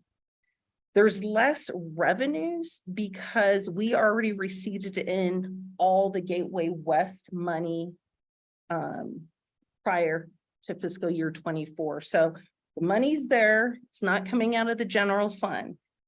Now, you may notice under awards, I have 2 items in red. That's Choke Cherry, Sierra Madre, and Genesis Alkali. These projects are different than the prior ones where you'll see on the left, I have a project number of how we're managing them. These 2 predate when you needed to assign a project for mitigation with impact monies. I've tried to find the totals. I've talked to Eric too. These are old projects, and some days I feel like it's raining money because I will tell you yesterday we got money in for Choke Cherry, which was completely out of the blue. But we have to take great care in it because like in that case, 50% of the money has to go to Wamsetter. There's agreements, and probably Commissioner Slaughter remembers those days of that money coming in. So I don't know what the exact award is going to be, but all that money stays in the fund. And eventually you will use it for county operations on the ones that don't have a specific use, okay? And then I didn't put anything in for West Express. That project is estimated to start May 29th of 2024. With all the bureaucracy, we probably won't hit that money or receive it until the next fiscal year. But I just wanted to put it on your radar and to note Sweetwater County is slated to receive $2.5 million. Some final notes on my half, unless Eric wants to add to it, but you've heard of the Jenner Shishijam Unit 8 project that is pending. It's on hold. Pacific Atlanta Soda, that will not happen this fiscal year, and we'll see when that happens. And then finally, you should be aware that in 2022, there was House Bill number 0047 that is requiring annual reports on how this money was expended.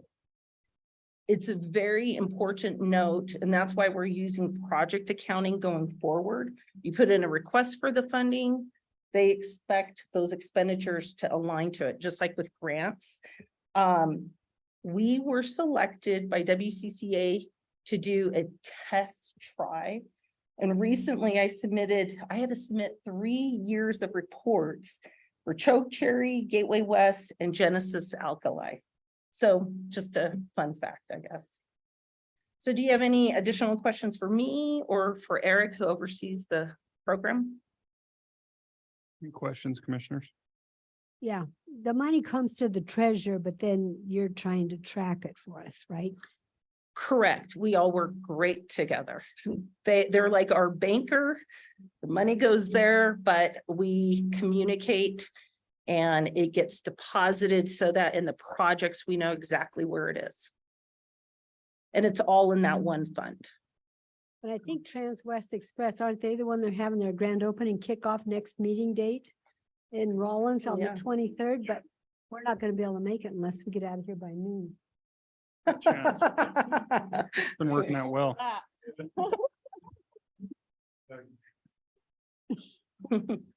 I hope that was clear. Any questions on it? No, I found it very clear myself. Appreciate the detailed info. Any other questions? Guess we're on to item 3. So item 3 is the third fund we're talking about. So again, we expend based on those specific money. So this is what you approved not too long ago, the problematic gambling money from the Wyoming Gaming Commission. I'm happy to report we have invoiced that money in. It's in our account now. We received a total of $41,864.87, representing the last 2 fiscal years. It's based on population. They said Sweetwater County had a population of 7% of the state. We will be getting interest, but it was too soon to have any money allocated to that. So we are just brainstorming here of how to use money. So I sent an email, and that's on your second page, my sloppy copy notes. So again, we're talking about 42,000.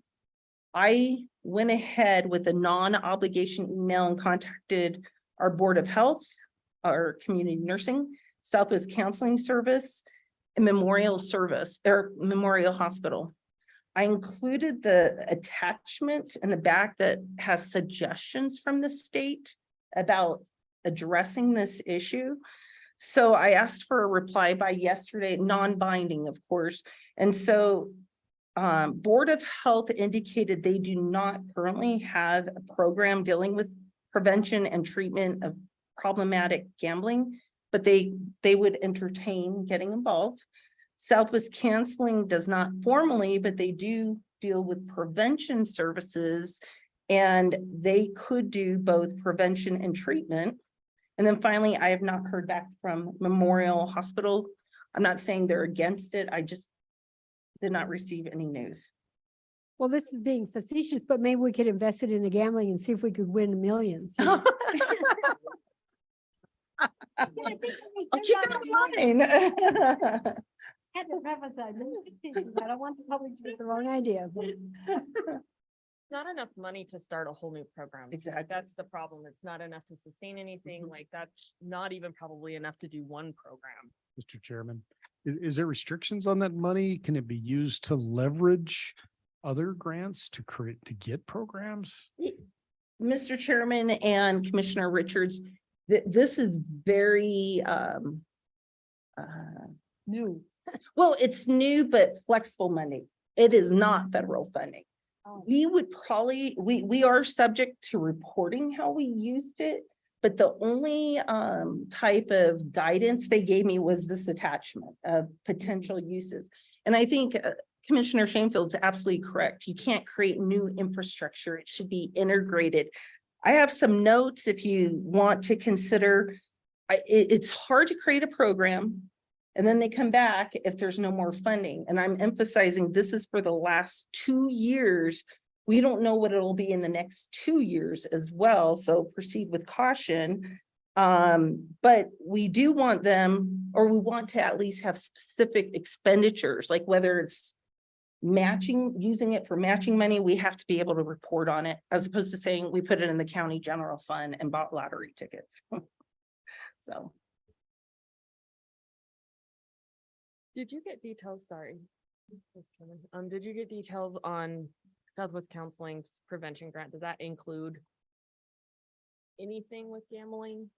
I guess I'd be interested to see, since they're already dealing with a population that potentially has that, maybe what, if they have identified any percentage of people that, because maybe we could tie that into their funding already and say, you're dealing with this percentage of people for this amount of money. Like, can we tie that into their MOU and utilize it in that way? And then that frees up $40,000 in other areas.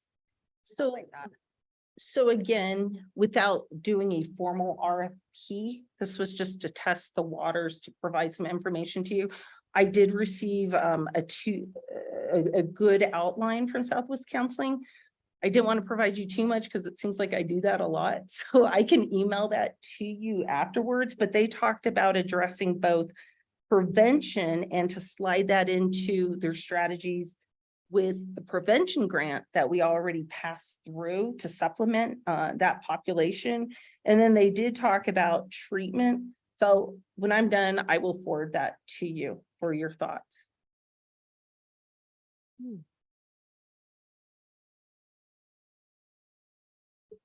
So that too falls under having a report and all that. Once you authorize the recipient or the payment that goes out, would that be handled as your project accounting as well? Yeah. Mr. Chairman, that would be project accounting reimbursement based.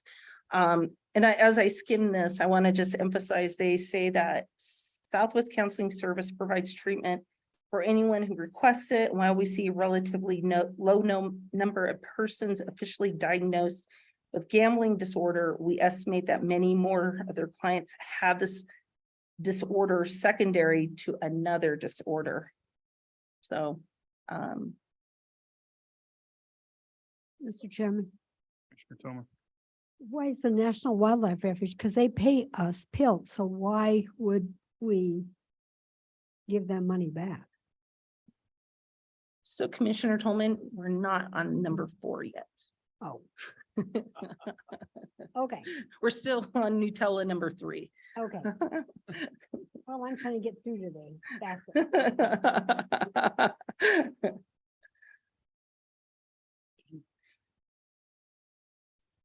So I guess you're looking for some direction on that. Any thoughts, commissioners?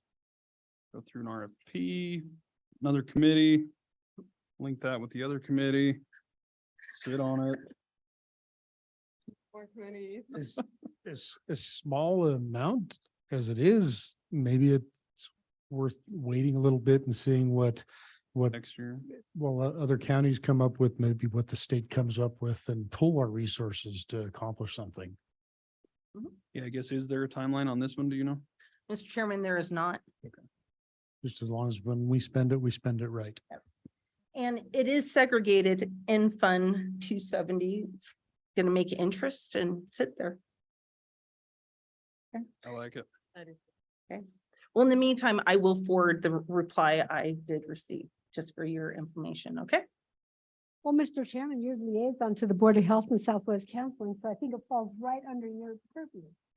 Seems to be the common theme lately, Commissioner Tillman. Mr. Chairman, I would remind you that you made Other than board Douglas. assignments. He'll rethink Yeah. those next year. Pick the easy ones, yeah, yeah, yeah. We're all screwed.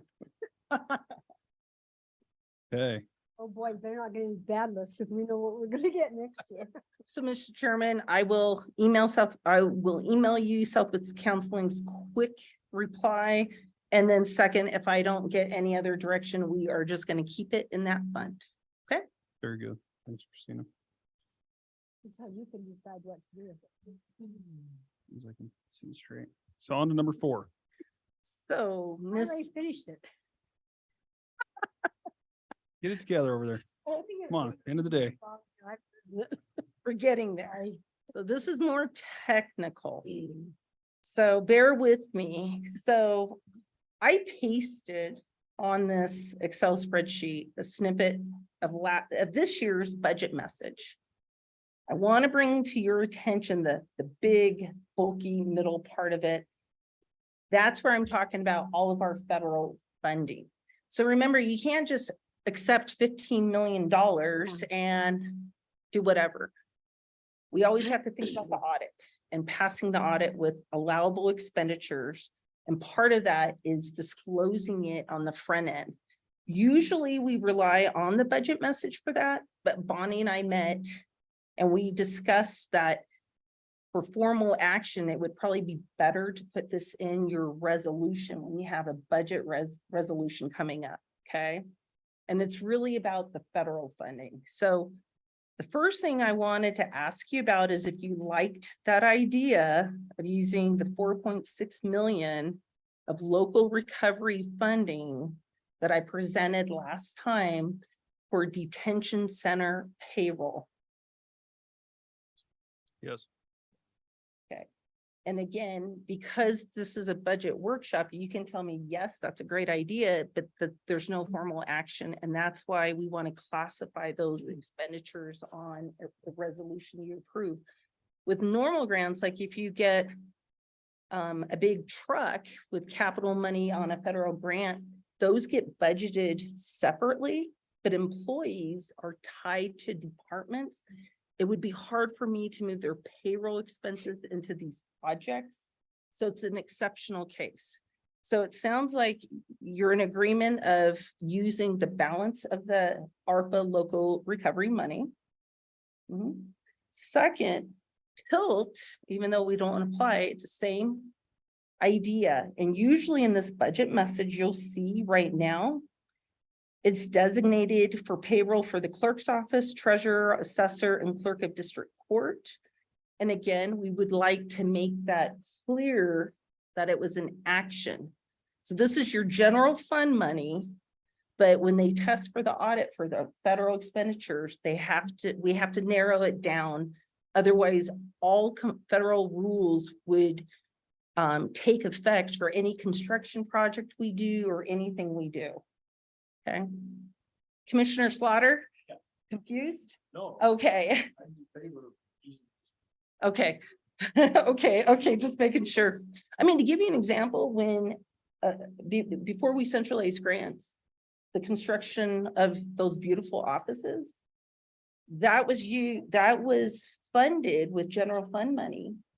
But because we didn't specify PILT or something else, it became subject to federal compliance regulations, and we got a finding because we didn't do Davis-Bacon wages for the costs of that.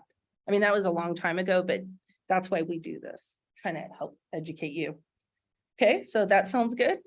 There's another type of funding you receive, and I'm sure Commissioner Slaughter remembers this. It's called Schools and Roads Grants to County. That's the official federal assistance listing name. We put it in what's called a general forest reserve account that translated over to Munis.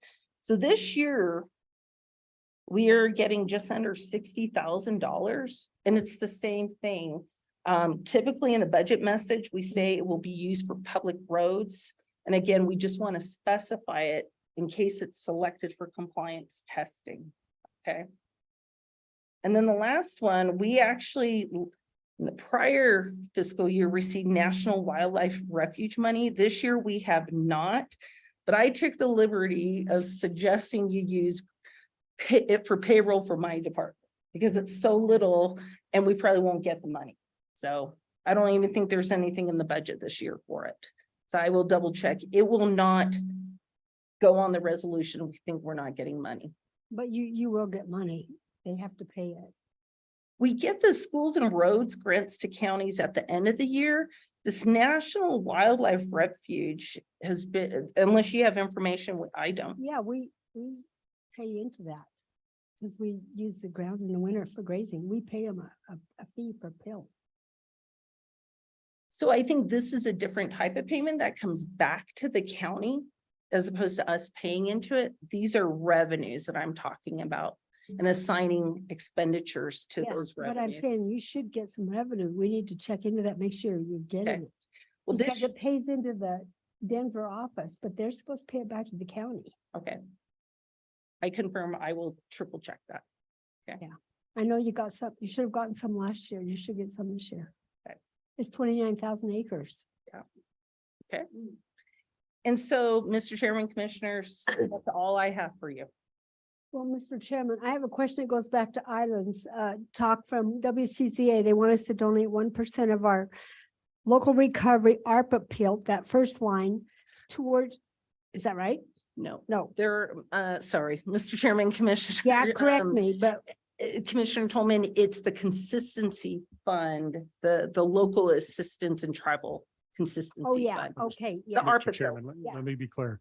okay. They don't yeah, want us to right. donate 1% of What that. we received, right? They want us to donate an amount equal to 1% because we can't just use that money to lobby. So it would take other monies So we can't actually. through use that membership. money? Okay. It would be general fund money as a So membership. That's what they clarified at conference for you. Yes. Okay, I wasn't sure So about that. so they're asking for an assessment equal to 1%, but not from Okay, that all right. distribution. okay, thank you.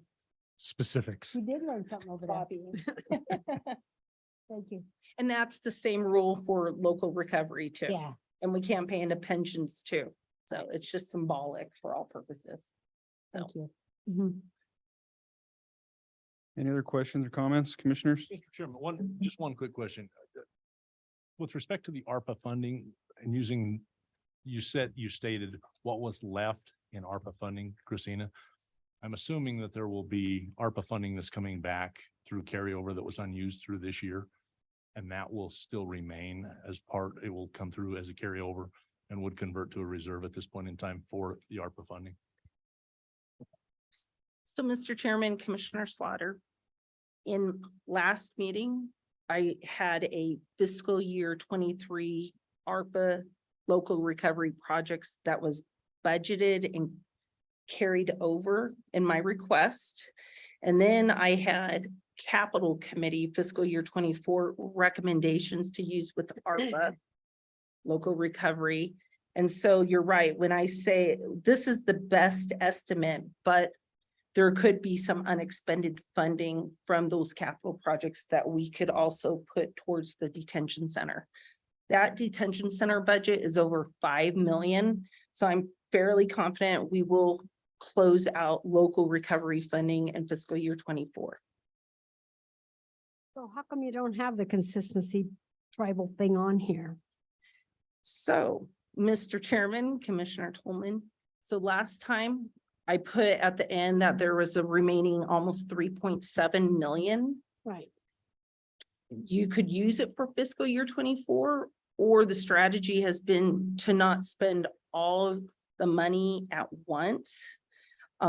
If you don't have to, it's not a bad thing to wait for unique projects or unanticipated needs, but it's, Can we have, reserve now or? I have to apply for it this year.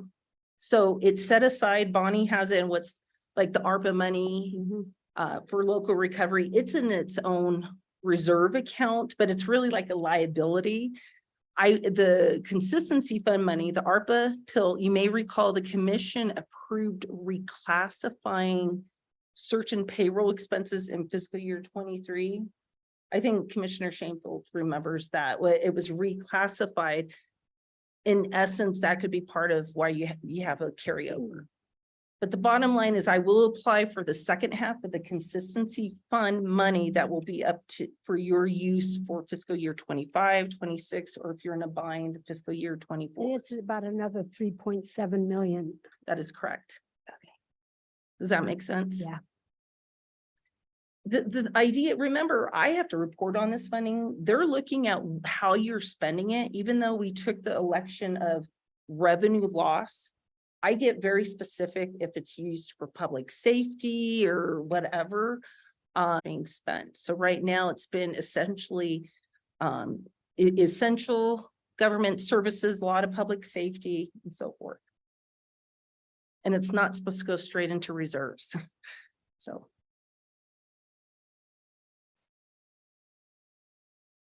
Any other comments or questions for Christina?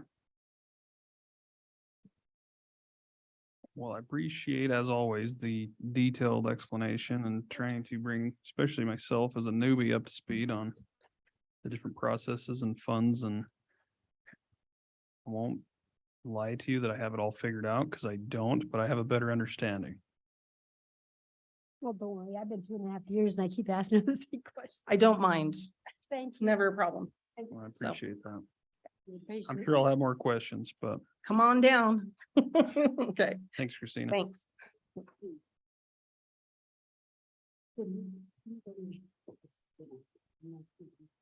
Thank you.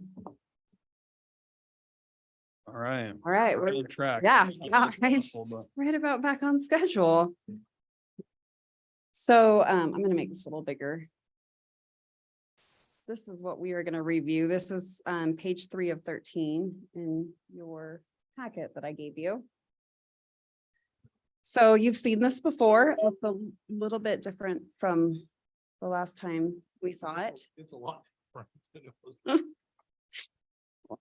A few of the numbers are pretty close, but some of them have some pretty big changes. So you'll notice that the revenue number has come down, and we were anticipating this. Our last few mineral checks have not reflected that, and we didn't know why, because values were down. But this last one, well, we haven't received it yet, but we did just receive the report for our June mineral check from the state. We received the report. We're still waiting to receive the check for June. So that is down significantly. Apparently there was some crazy thing happened with the natural gas, and I don't know what it was, but I did track those numbers, and there was a crazy bump in last month's payment with the natural gas. So we have lowered that revenue number. Also, the railroad and utility number came down a few $100,000 as well, but it's down a couple million because of the mineral estimates. So departments, I've got the departments on there. That's up a little bit. That includes the 3% COLA that I was directed to include from the last time we met. So that is now in there, the 3% COLA. The component units, I included the carryover for the hospital for that SLIB match. They are estimating it's going to be, I think around 2.6 million of that 3 million that was budgeted for them for this year. So I did add that in there, and there haven't been any changes to the outside agency number. So total expenditures, 64,808,324 with a shortfall of almost $11 million. And then for the grant revenues, those numbers have stayed fairly similar. I think the revenues is the same. The expenditures went up just very slightly for that 3% COLA. So grants difference. So the shortfall in grants is $276,910. So an overall shortfall of 11,238,261. So yeah, I think last time it was around 4 million. So it has changed quite a bit. We do have a much bigger cash carryover. I'm not sure if you had a chance to read the email that I sent you earlier today. I know you've had a busy day. But our cash carryover has gone up significantly, which I did anticipate. What I did was from our last meeting, you as a board had decided to move forward with assigning the full 12 mills to the county rather than splitting it up between the component units. Well, that mill levy, this 12 mills that we're going to set right now, is actually for minerals for 2022 production, which we've been for calendar year 2022 production, which we've been collecting on a monthly basis and has been distributed to those component units. So in the true up, because they're going to true it up, those minerals are going to change to zero for those component units since they're not getting a mill levy for calendar year 2022 production. So so that $7.6 million that went to them is going to go into our cash carryover. So probably going to need to up the component unit budgets, the requests, the amount of money we distribute to them, because we are going to have to take back some of that money. Not all of it was distributed. There is still some money sitting in their funds. It was a few months ago that the treasurer has stopped distributing it to them. So some of it will be made up through what's sitting in the funds, and then the rest of it will have to collect back in the true up and probably redistribute to them through an appropriation, since that's the way we're gonna change that. Does that make sense? Bonnie, in talking to Mark yesterday, what I got from him was that he felt like if there was an excess that had been collected by them, we would actually apply that to their appropriation request for this year. Kind of what his. Yes, and I did send out, I also included in my email an attachment that kind of did that calculation. I would like to review those because that is based on this June payment that we haven't received yet. But yes, I did recommend increases to those budgets, to those appropriations for that difference. What I did is I took how much I estimate, and I sent the spreadsheets to you if you love following those, of how I calculated it. What I did is I projected the total amount of money that has and will go to each of the component unit funds for those mineral checks, from those mineral checks, and basically said, okay, well, we need to take that back from them and then subtracted out how much was still sitting in their pooled cash, and then subtracted out my estimate for June, because I included that initially too, but I'm going to wait until we actually get that before we really settle on some numbers. And then added that amount to the amount of the request, and then subtracted out, if they had a lot of days cash on hand, subtracted out an amount to get them to 120 days cash on hand. If they had less than 120 days, I didn't do that part. Did they know you were going to do that to them? No, I haven't. These are just recommendations I've made to you, and nothing has happened yet. And I don't know that they understand that that's how that process needs to work.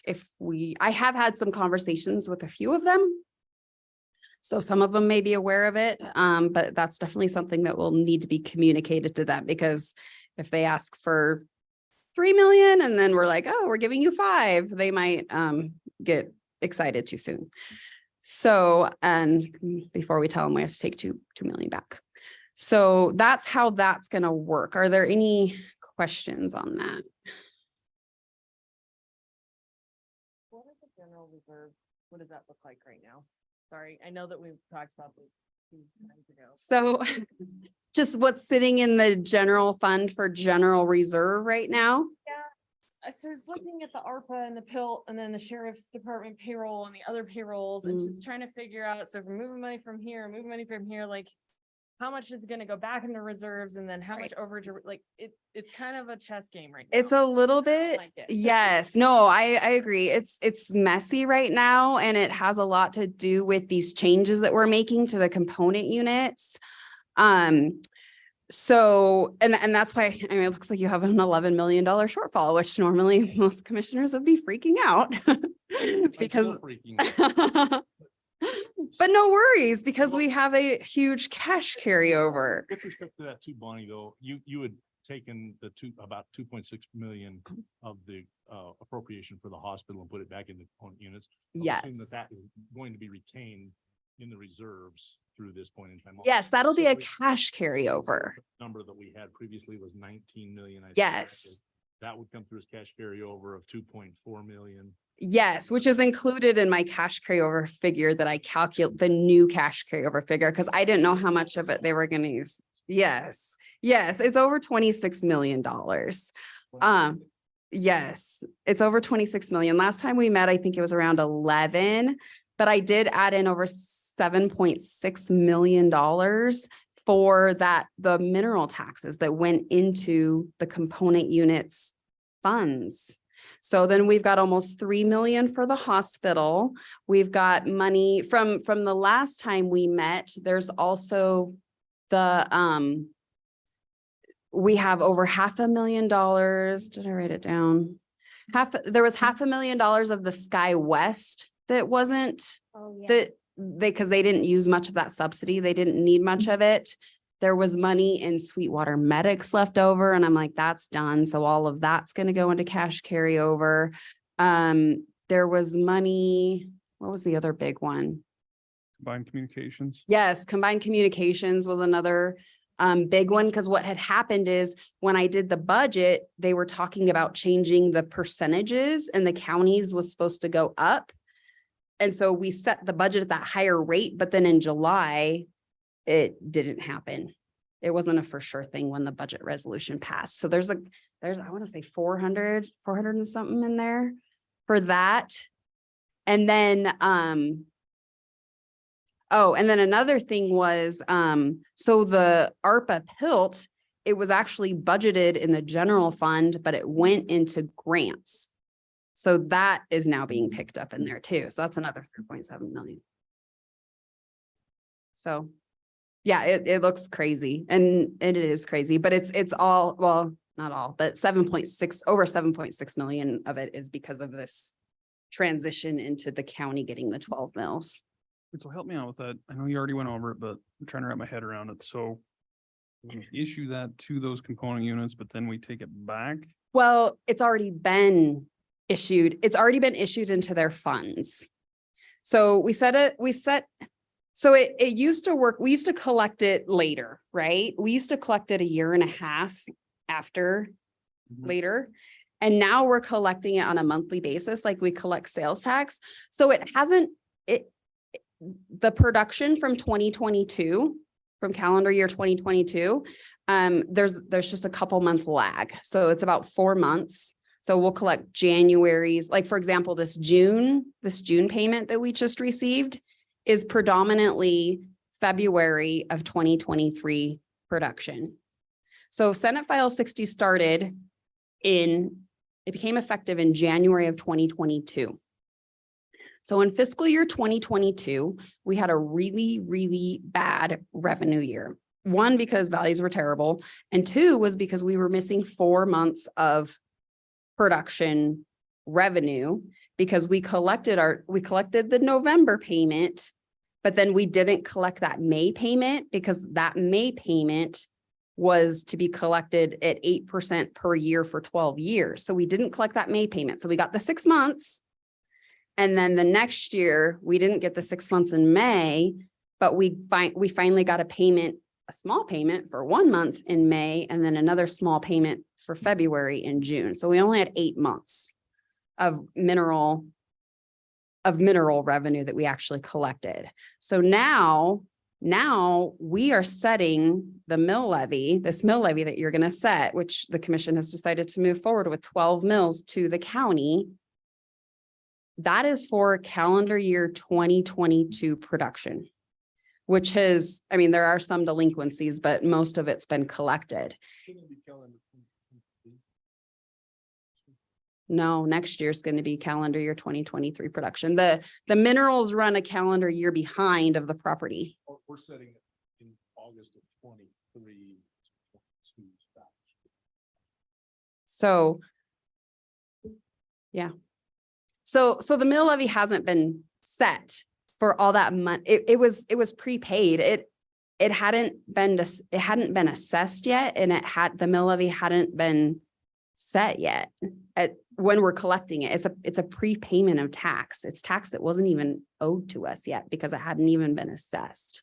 So basically, if you're an accountant like I am, it's sitting on the books as a liability because it's not our revenue yet. We haven't assessed it. So it was coming into us, but it's basically a prepayment of their taxes is what they were doing because it hadn't been assessed yet.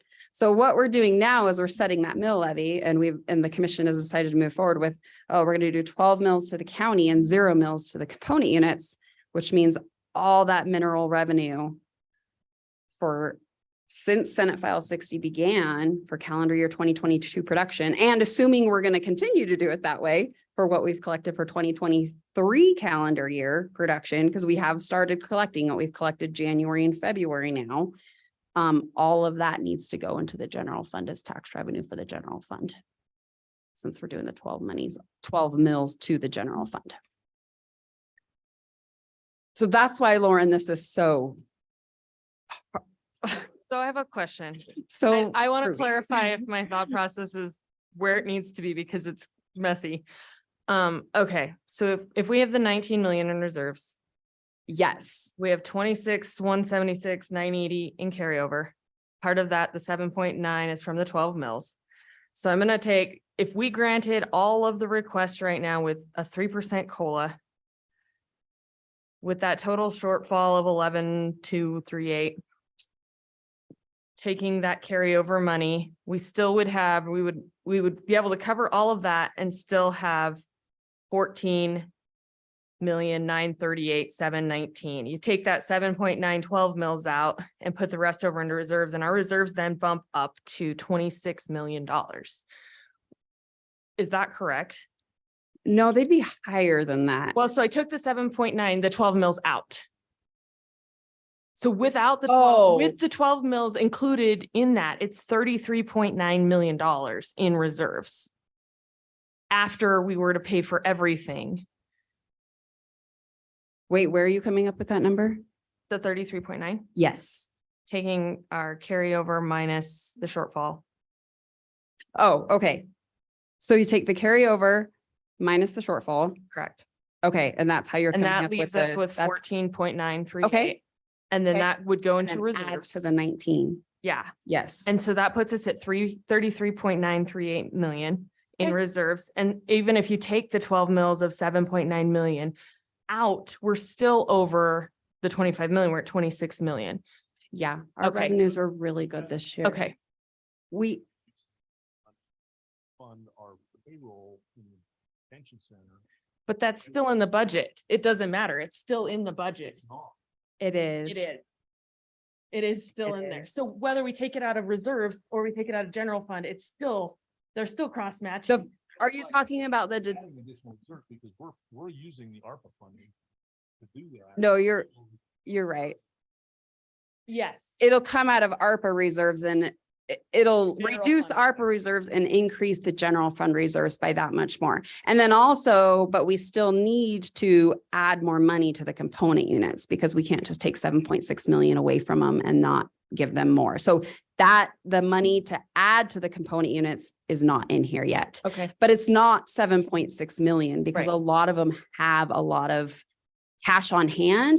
And then there's also quite a bit of money sitting in their funds right now. So Okay. it's not like we have to take the full it's not like we have to say, okay, component units, give us 7.6 million back. And here you go, let me add $7.6 million into your budget. So I It's a just want to couple bring million. up something because I wasn't at the last one. Okay. Because I've had a lot of people reach out to me in overhearing the COLA conversations. People are frustrated, employees are frustrated because they're saying Number one, everybody's saying we don't have any money, but there's money. And we have all this carryover and we're not looking after our employees and. So I wasn't here to voice my opinion last time, so I feel like I need to do it this time. There was a reason that we looked at the 12% increase over 2 years. We felt like it was too much to give for 1 year. However, that was the percentage of cost of living that everybody had not had over the past certain number of years, and we were trying to catch up. And so I'm just looking at, we're having this much carryover and this much in reserves. And I think that it doesn't send the right message. There was strategy behind the conversation that happened at the commission level last year. And I just want to bring that up now because obviously things haven't been finalized. But I think that we need to reassess that after we figure out how much additional we might need to give to the component units for this 12 mil money. Yeah, and nothing's been approved yet. Right. So absolutely, Right. these are workshops. We're working towards this. So we can make any changes you want. To clarify, the 4.6 million for detention center, the ARPA revenue is not in here. So actually, if we take that out, because that's from before, it affecting just the general revenue, that shortfall would go down by that 4.6 million, the $11 million, right? Are you? Yes, yes. Yes, I talked to Christina a lot about this and we're trying to because there are years where, okay, well, we got the ARPA this year because our budget's on the cash basis. But with the ARPA and we're adding it in the revenues, but it's not really revenues, it's reserves. But we talked about how to make it. I think the other thing we have to be cognizant of is these ARPA funds are one-time funds. We're going to be using them for detention, payroll and things of that nature. And so we are going to have additional reserves as we move forward because additional expenses are going to be found in subsequent tax years. And we're not going to have additional ARPA funding at that point in time. So even though it looks like we've got an inflated amount of cash reserves that are there currently, if we're using these for things other than one-time payments, we're going to have to address the fact that it's going to increase those future budgets also by that amount. And I think if we're going to do that, we need to look at what our reserves are going to be at that point in time. Because we're going to have to either look at funding additional to the revenue that we have. So rather than taking a balanced budget approach, we'd have to look at using carryover and reserves to fund our future budgets or something of that nature. And there'll have to be additional revenue in place to do that, to cover what we're putting in place using those funds now. I think that's very cautionary. Yeah, I think we had a lengthy discussion on where we got to this point last meeting. I know you were gone, Commissioner Shanefield, and I value your input on that. I feel like we are trying to take care of employees, and to hear that we're underappreciating them, it doesn't sit too well with me. We went back to the history from 1998 is where we came up with 3%. We discussed the change with the mill, the complications with that, the complications with Senate File 60. In a matter of 3 weeks, our shortfall has gone from 4 million to 11 million. It's a moving target that's continually all over the place. The consensus we came up with was, rather than, as history showed on the cost of living, a year of 7%, 8%, and then 4 or 5 years with 0% cost of living, that the commission felt more comfortable spreading that out with, a smaller 2, 3, 4%, year over year. We felt like that was the appropriate climb if we can continue that trend. We discussed future plans, whether that be, the multi-use facility like we discussed this morning, the shooting sports facility, whatever the case is, but trying to get together as a commission to, plan for the future and not just sit on reserves, so to speak, but to ensure that we've taken care of everything with the fluctuation in the community and the markets and the revenue, projections. So I feel like we spent a lengthy amount of time working through that. And I hate to rehash things. It's not to say that we did, fall or vote on 3%, but at some point, we're running out of time here and we're gonna have to start making some tough decisions to finalize this budget. So I don't mind revisiting the situation, but I feel like a lot of these decisions have already been made. So Mr. Chairman, I would just add that I was on the Zoom meeting and I did weigh in on those consensus with 3% and all of those consensus markers that we had at last meeting. I was on the Zoom and weighed in on that. So I guess 4 of us agreed. So what more do you need from us in that regard? I mean, it feels like this is just a continuing moving target. I mean, is it? As far as the numbers go, you mean? Yeah. I feel like we're getting a lot closer because now we've gotten that June mineral we got the number overall for the full, all the mills, not just the 12 mills, the whole thing. So now it's just a matter of getting the check, breaking it out and figuring out exactly what the amount is. But we're close because we know the amount of that whole check. So there are big changes in this from last time, but most of it is due to a few $1 million from the minerals. But the bigger change is just that switching the 12 mills, because I didn't have that in there before. We had it before, Right. and now switching that and taking that money back. And like you had mentioned before, that part is a one-time thing. What we need to do is if that's what the board decides to do, and that's what we're going to do forward, we need to change Munis so that it's distributing the full 12 mills going forward just to the county and not going into those component unit funds. There is one other conversation that I guess I didn't get direction on last time was, I know there were some differing opinions as what to do with, we have, there's delinquent taxes. Those delinquent taxes get paid to with the mill levy that was set at that time. And then also there's that 1.5 years that we didn't collect that's to be paid in 8% amounts over 12 years. So I know there was a suggestion of doing it, of having the component units give us that money back, and then us they just get their appropriation and that's all. Or we could estimate that amount and reduce their appropriation by what we estimate they're going to get. It's not going to be a lot. I'm trying to remember how much I had estimated in there for the full 1.5 years.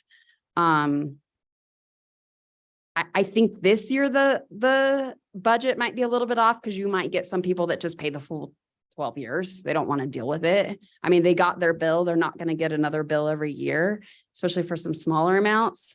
They might just pay the whole thing. We actually already have gotten maybe 20% of those revenues. So this year it would be off, but in the future it'd be probably pretty easy to project. So I guess I need to know what you want me to do as far as budgeting, as far as that goes.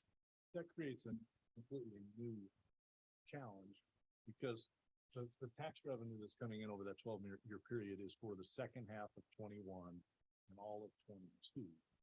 And what we would have done in the past would have been the levies that were in place for 21 and 22, we would have paid that money to those entities that had levies in place for those tax years. So if we're talking about changing this to the 12 mills. But this is changing it to the 12 mills going forward, though. There's already levies in place for those ones. We do.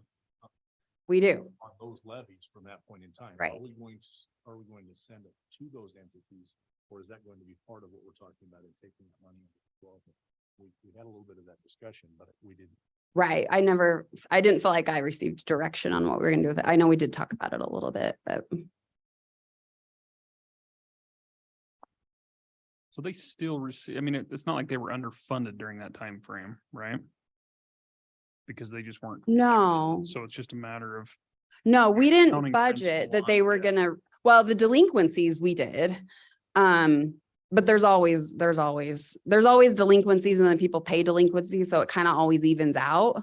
The difference is before we would set the mill levy when we had a really good idea of how much we were we almost knew exactly how much we were going to bill. I think the railroad was always the only thing we were ever waiting on when we did when I calculated the mills for everyone. So we know how much we're going to bill. It's just a matter of, well, if more people are delinquent than the delinquent taxpayers, then they get a little bit less. If you have people that are delinquent pay more than you have the delinquencies that year, then they get a little bit more.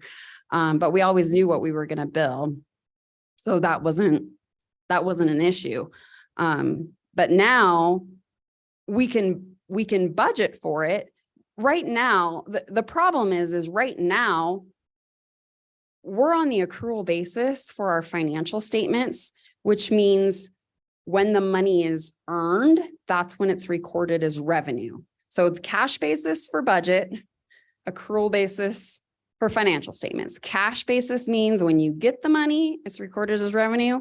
When the money goes out the door, it's recorded as expense. Accrual is different, and that's how we have to do our financial statements. It's not when the money comes in, it's when it's earned. So right now, those component units have tax, they've already recognized the revenue, meaning the revenue's already in their financial statements from prior years. It's sitting as a taxes receivable. So it's an asset.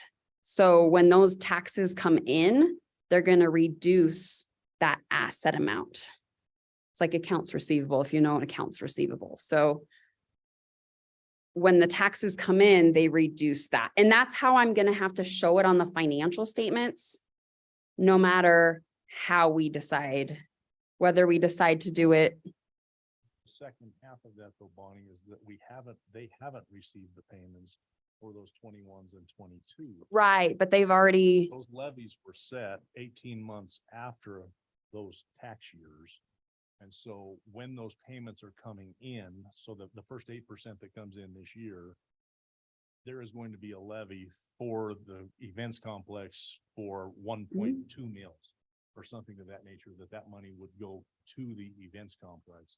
And we're going to have to address that, which is the other half of it.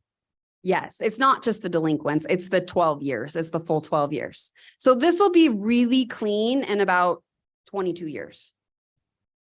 It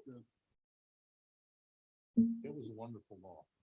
I know, if we were going to implement it, we should have done it before the 12-year thing. Then it would have only taken about 10 years because Board of Health actually used to be on a mill levy. And it took probably close to 10 years to get all that revenue collected. I mean, it was minimal. They'd get a few $1,000s a year and it was for delinquent taxes. So, I mean, it was very minimal. So it's not a big deal, but it just took a long time to get it all collected and cleared out.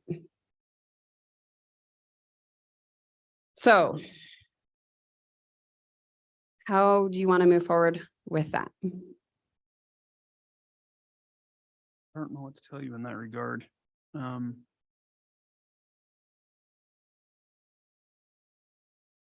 Rob, do you have any I suggestions? think the treasurer needs to be involved with this discussion and what we're going to do with that 8% that's coming in and what the delinquents are.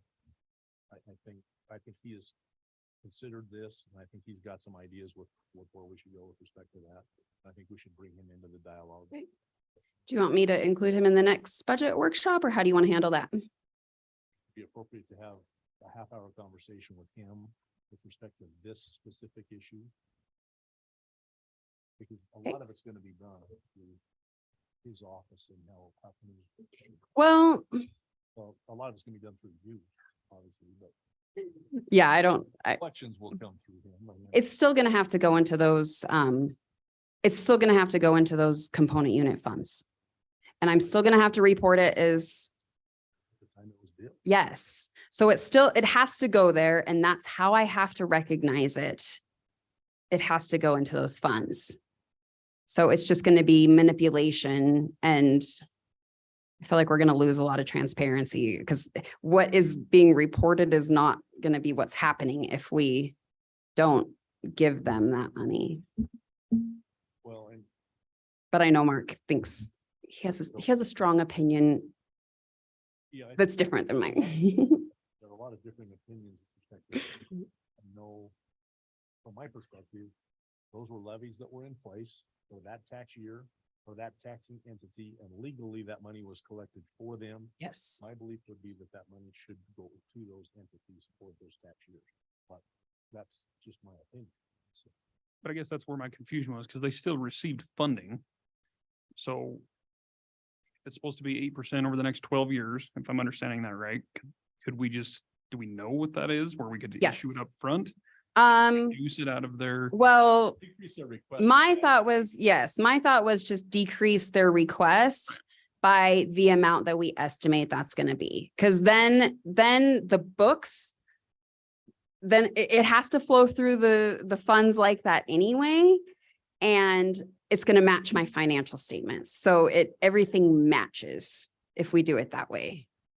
yeah, I mean, I don't know what figures you're talking about, but if we reduced their request, By $100,000 Right, because they're gonna get $100,000 in, we estimate that their 8% is gonna be $100,000. Sure. So we just so can reduce you the do that request. with the one lump sum, clean it up and we good to go, or does it have to be spread out over that 12-year period? It's gonna be spread out over the 12-year period, but I can estimate, it's gonna be hard because this is our first year. Mhm.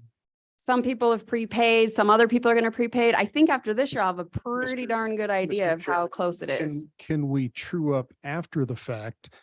We write their budgets, we fund them based on what we decide to fund them. And as that money comes in, we hold it in an account. And next year we true up with that amount on their budget and reduce their budget by that amount next year. And use that to make the difference. Do we have to do it ahead of time? Or can we just hold that money for the year? Because we've already funded them fully based on requests and what we allow. And then just hold that money through the year and next budget time, say, we have an extra $120,000 held in this account and base their budget next year with that included. Mr. Chairman, and commissioners. So I spoke with Ms. Clerk Lane. We have been discussing this a little bit, how that would be accomplished. So I think the ideas that Chairman West and Commissioner Richards are identifying are some of the ideas that were contemplated. I'll read you some of the language that, remember, there's only, well, I think 4 entities that are in 5 that are involved in this process. And so the language that was contemplated, and we haven't provided that to you as commissioners, but we've discussed it with Cindy and Treasurer Cowan as well. So the language was that, so for example, if you're talking about the library, during the term of this agreement, the county shall appropriate a total of whatever the amount is, it was 3 million some, let's say shall appropriate a total of 3 million.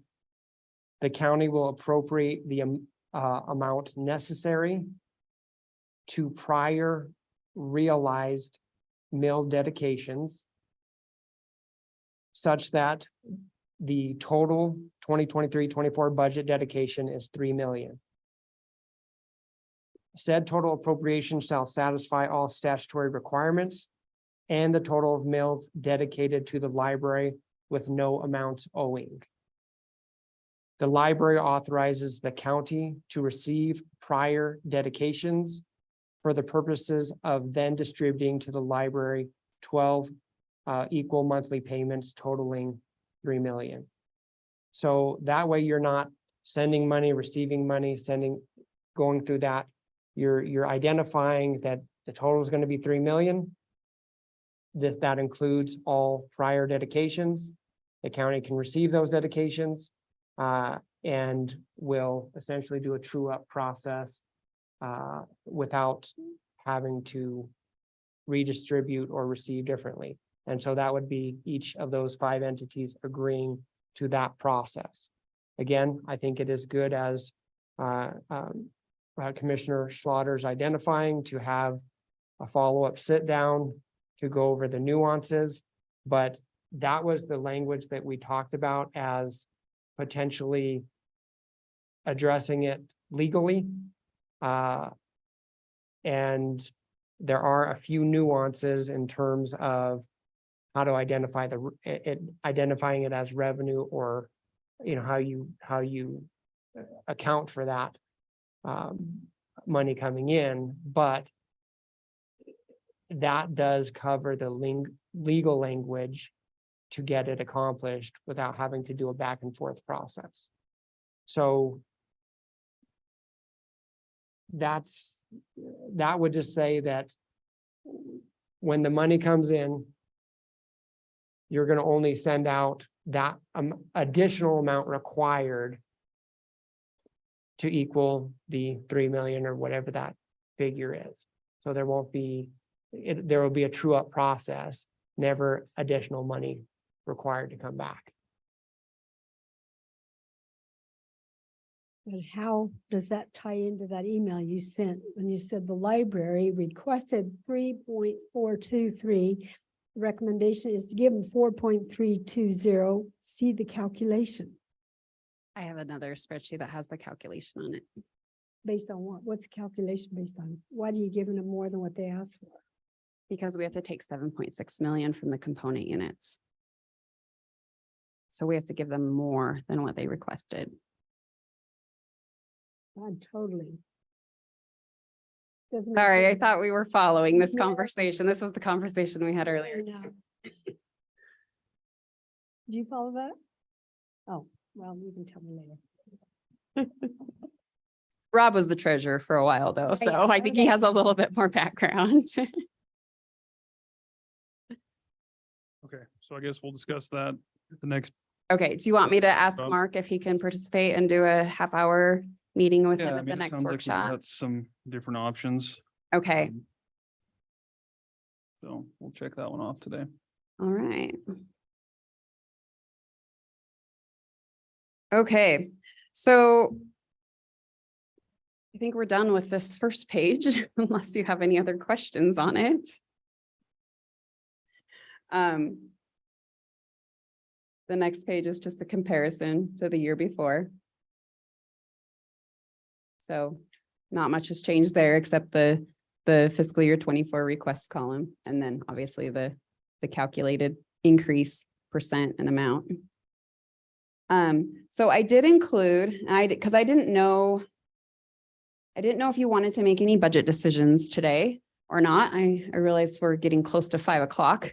I thought we'd have a little bit more time, but I did include this in case you did want to make any budget decisions today, or if you want to study it for the next 2 weeks and make budget decisions at the next budget workshop, I'm okay with that too. I don't have anything.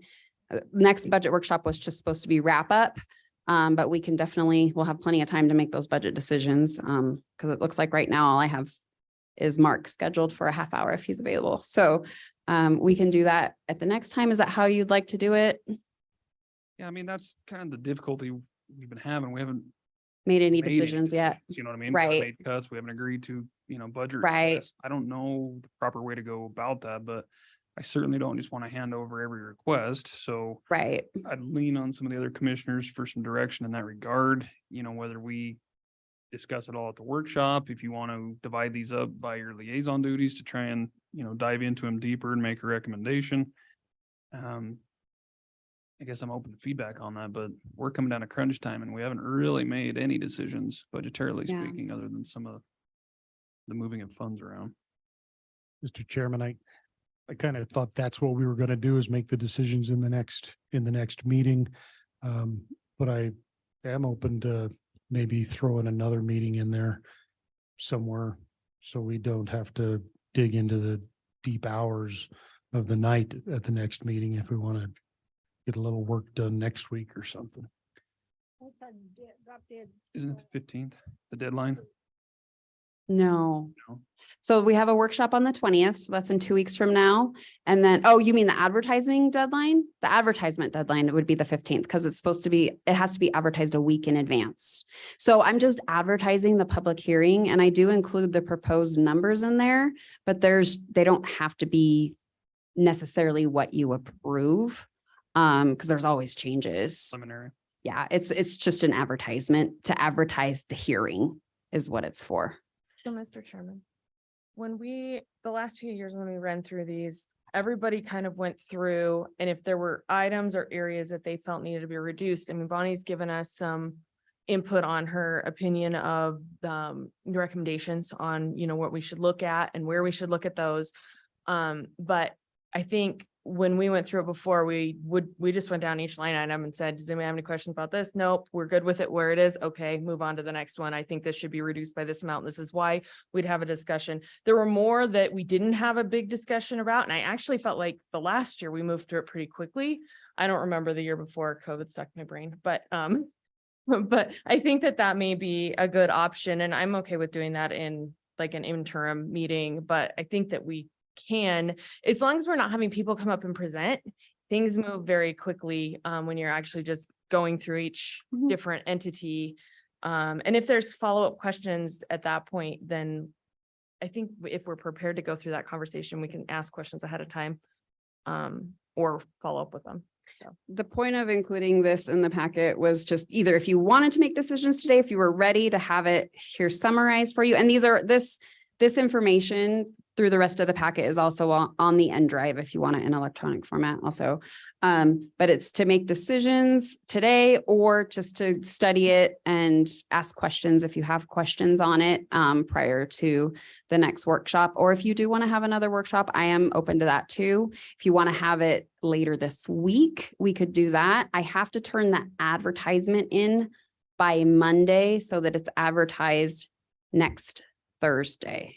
So it's a week in advance. So if you want the numbers to be more along the lines of the decisions you're making, then it would probably be best to have the workshop this week. But if you don't mind that they're more their requests than what you're actually approving, I mean, I assume you're probably giving a lot of people what they requested, but I don't know. We can have it next week. If that works better for you, it's up to you. We just have this Mr. workshop. Chairman, my assumption was that we were going to, at our next meeting, go through and finalize each of these and have these discussions. We've taken notes. We kind of have an idea where things are with respect to some of the entities. So that was what I anticipated that we were going to do. I am not going to be here between now and the 19th. I planned for that. So I can make myself available through a Zoom meeting if I have to or something like that, if you want to do it differently. But I was anticipating we would just do those actual allocations or approval of those allocations in the next meeting. And I thought then if we didn't get through that, we could schedule for the following day to do that. But that was maybe a mistaken idea on my part. No, I think that was the thought behind it all. I'm just trying to. There's still a little bit of confusion, I think. So I just wanted to make sure we weren't down to the wire on the last day going, what the heck are we doing? So. Is there confusion I can address right now? Questions?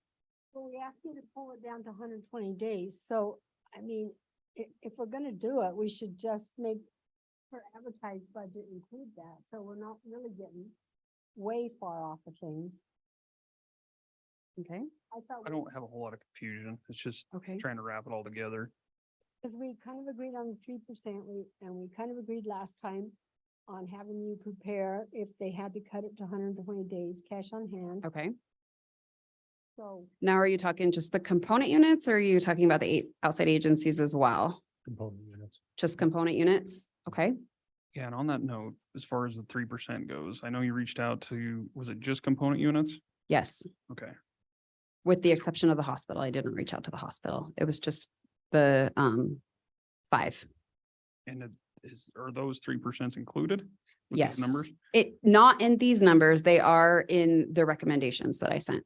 I updated those to include the increase in their total expenditures and the yeah, and the COLA and their increase in their I know like request. Southwest Counseling, for instance, said, we're good, we'll They, take care of our own because we're 6%, Yeah. 6% of their revenue. so they didn't give me updated numbers. They responded, but didn't give me updated numbers. They, Melissa had said that they were considering doing more of a salary study than a straight across the board 3% COLA. So I did not get updated numbers from her. But I got updated numbers from the events complex, from the library, from the museum. And I think, did I get them from Board of Health? They're not officially component. They are a component unit. They just don't get the mill levy. So they are a component unit. Probably I don't remember if I got theirs or not. Board of Health. That's Board of Health. Well, I I'm think trying to remember if I, think maybe like I didn't even ask her. Adopt, so we're not way off. Okay. That's my opinion. I mean, if we've already asked her to figure out the 100% and 2%, then at least our advertised budget should be as close to that. So we're not making huge adjustments next. But on that 120 days, that hasn't been implemented. It's not in here, but it's in my recommendations, so I can implement it. Following up on that, so some of the component units have a lot less than 120 days and some have a lot more. So do you want, for the ones that don't have very many, I think one of them had 41 days.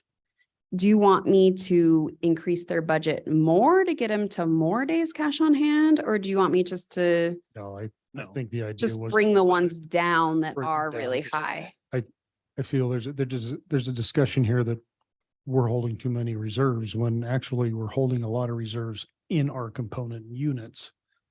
And we don't know how. Why are we holding $1 million in a unit that is 100% funded by us? I know there's some arguments for some reserves for them because of unanticipated payroll expenses, et cetera. But that's our job, for them to come to us and ask for those budget amendments. I think in my mind, that 120 days is a first step to see how it works for the next year.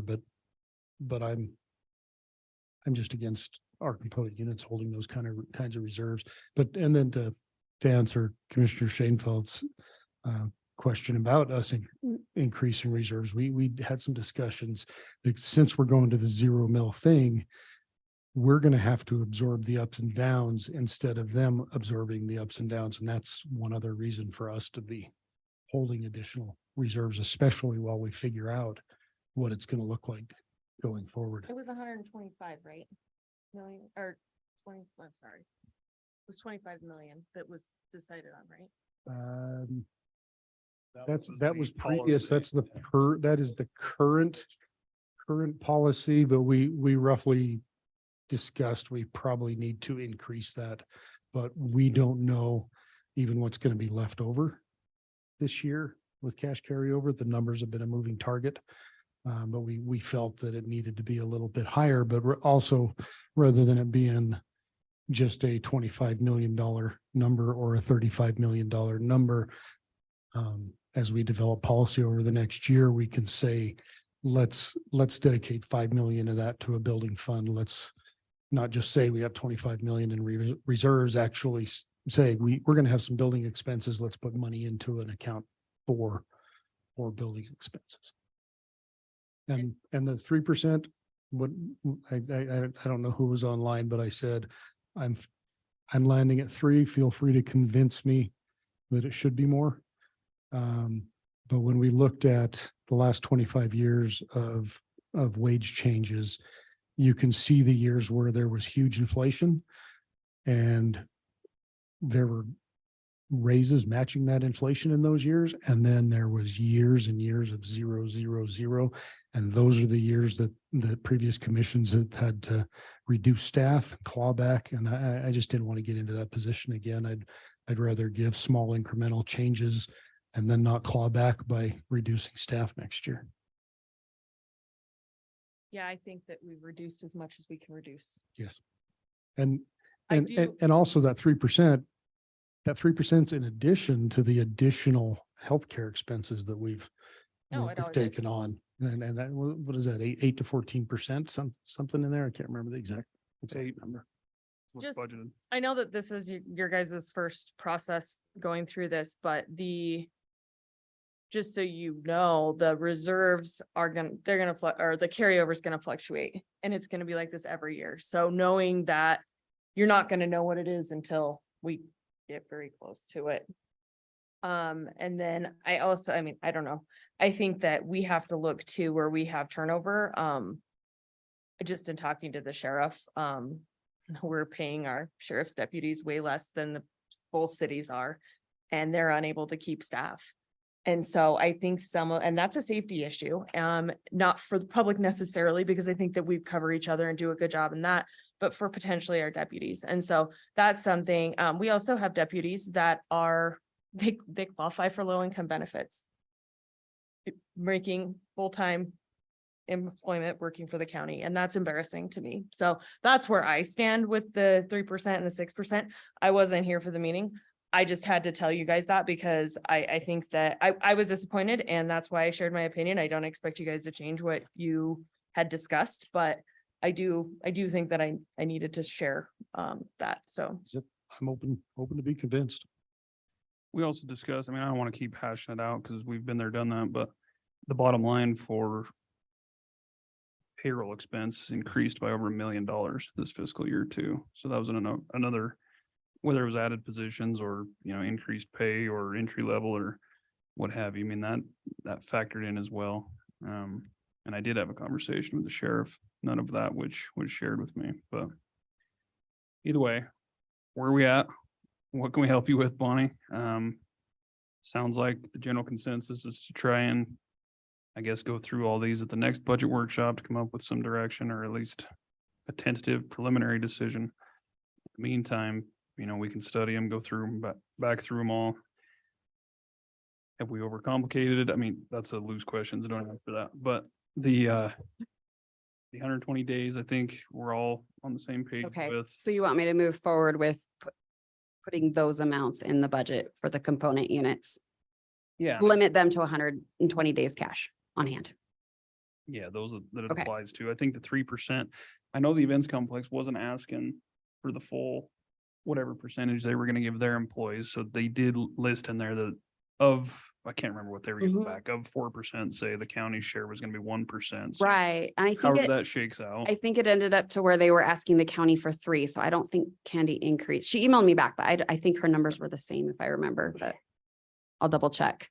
I want to play with those numbers a little bit. I want to get this check. We'll probably get it probably later this week, I hope. And get those actual numbers for the distribution for those mineral revenues before I not finalize those numbers, but before I have more solid numbers, I guess I'll say. And then I'll put those amounts in the advertisement, assuming I have those numbers before Monday. But yeah, I want to work on those component unit numbers a little bit more because I just got that the amount of the mineral check. So didn't have a lot of time to work on that. Okay, and then we'll have Treasurer Cowan here. We'll probably start with that discussion, I would think. Okay, is that what you want to do? Start with Treasurer Cowan and then we'll just go into making the decisions next time. Is there anything else you need from us?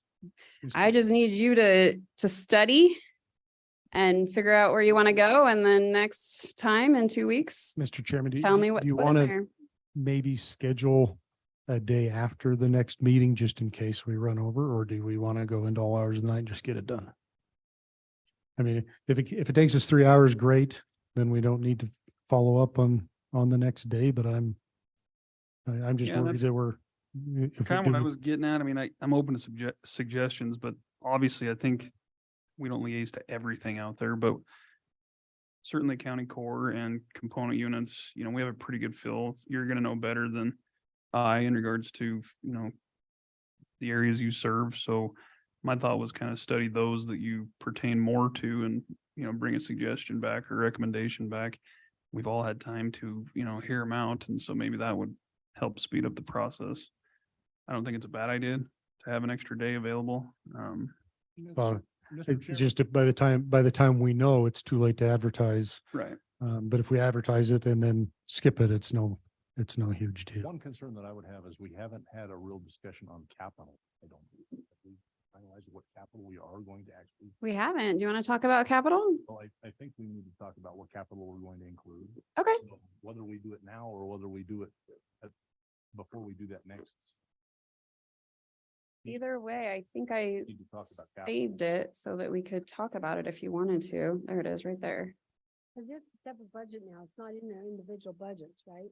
So it is included. If you look at the later pages of this packet that I prepared, it is included individually in their lines under the capital line. But when it comes to the resolution, it's approved separately as a whole. Just the capital that's over $10,000. So I don't know what you're talking about. what page are you on? It's on the regular budget. So, yeah. Oh, okay. Oh, so it is listed already. So it's in the budget already then. Oh, yeah. Oh, yeah. It's in there already. Okay.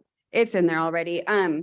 The capital committee just pulls it all together and prioritizes it. That way, if you're like, oh, well, we need to cut $3 million out of our budget, you can easily go like, okay, well, we'll just drop the lowest priority ones up to the 3 million and that's what we'll do.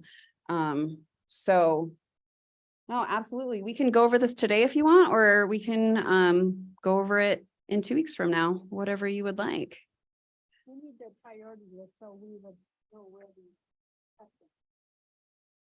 Yes, I provided it. You were at the airport. I provided hard copies last time. And it's on the N drive in Jean's file and in the budget file. It's in 2 different files on the N drive. But if you want, I can print you off a big one. So does anyone else need a big one? I got it on the drive. Okay. Okay. All right, but yeah, we went over this last time. So do you want to look at it? What do you want to save it? It's about 5 o'clock. So whatever you want to do. Obviously, a big one on here is the capital for the night oil tool building. That's almost $5 million. So that's a huge amount that is not going to be an amount next year because we're not going to spend 5 million on the night But oil. that's tool. one that we could maybe break apart because it had, he had backup power generators. I think there were 2 million of kind of optional things. He just wanted to get it all done to make the 5 million, but that's one if we had to cut, we could talk to Jean, but I think we could cut a couple million if we had to. Unless we just want to get it all done. Well, I think I if we're think- gonna cut, we're gonna start at the bottom of the list, not a priority number I think one. we draw a line. I think I priority ones are good to go. Priority twos are good to go. I Can you think when see we that? get down to the 5 and the 6, we could probably defer some of that stuff, which is why it's 5 and 6. So. I think we get down to even lower ones. So Bonnie, are all of everything that's on the capital list is included in the budget currently? Yes, So we have to delete anything that we want to take out of this. yes, I would go in and zero it out. And that would reduce our shortfall. Yes, everything on this list is Mr. included. Chairman, I think starting with the component units, I don't see a project on that component unit list that isn't worthy of getting done. Events complexes is a little large, but they're going to save money by doing multiple roofs at the same time. If we make them split that out over multiple years, then it's going to cost more.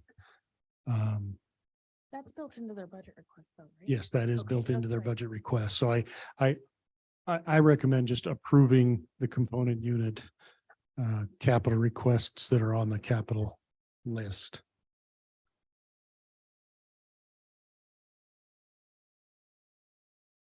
I would agree with that. and then going up the rest of the list. They weren't at the bottom because they were the last No, no, 'cause priority, of the just to make that se- clear. Separately. They're So I separated say out.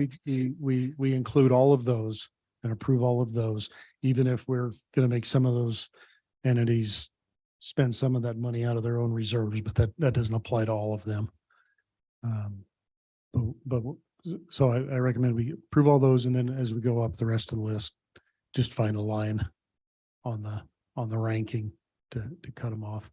Some of those park ones, I know our parks have some problems, but capital committee prioritized which ones were the most important, and I guess the decision is how far down that list to go. Yeah, and I think it'd be helpful. Lauren was just saying if Gene was here, I mean, I know last time we discussed it with him, this was kind of like the broad, we're okay, we can cut. We just want you to be familiar with, you know, the needs that are out there, but it's late. I'm tired. Right. I kind of want I would say that's the great decision at 5 o'clock. Let's fund the component unit requests and defer the rest until our next meeting when Gene's here to tell us what's important. This is a chance to look at each one of them and decide where we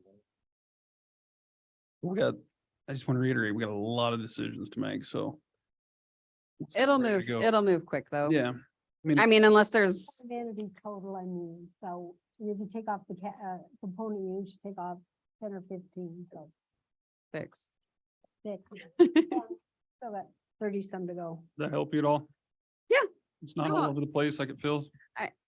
No, I'm comfortable. It is all over the place, but I know how it all fits together. So it's with the big change this year with moving to the 12 mil all going to the county, it just distorts the number. So you're not going to come into a revenues equals expenditures it's not going to happen because of how distorted it is with this change. So Can you show me where that one is on here so I can print it? the It's capital under one? Gene's- Yeah, I'm under Gene Legursky. Oh, it's under Gene's and it's in the But I don't know which budget one. one too. Which one is I couldn't find it in the budget. Oh, you're in 2023. You need to get into 2023. Well, I'm just under Gene Legursky. Oh, you were in the 2023. Well, I wasn't in, I just touched it. That's just where the cursor landed. So it is 29. Oh, okay, thank you. So it's 4 million to put on 11 by 13. Thank you. All right. Are we good? I think you're done. No, just study those budgets and come prepared next time to make budget decisions. And what we'll do is we'll just move right through the list. So starting on page 5, Okay. after we meet with Mark, assuming he's available, we'll just start on page 5 and we'll just move right through the list, go through each department, go through each component unit. I will update the component units based on just those changes that we talked about. But I'll leave the departments and I'll leave the outside agencies alone. I won't make any changes to their requests or anything. I'll let you change those. Some of those should not have more than 120 days either, should they? We'll have those discussions. as we Right, go. but Okay.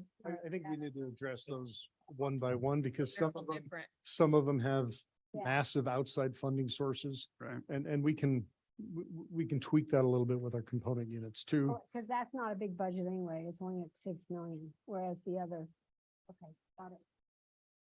Okay. Okay, we're all good. Thanks, Bonnie, for hanging in there with you. us throughout this learning curve. We will get through it. Should start with these in the morning. That way we can meet till midnight, but we will study away. and If be you prepared until- want to move the budget workshop to first and do the board meeting, By me.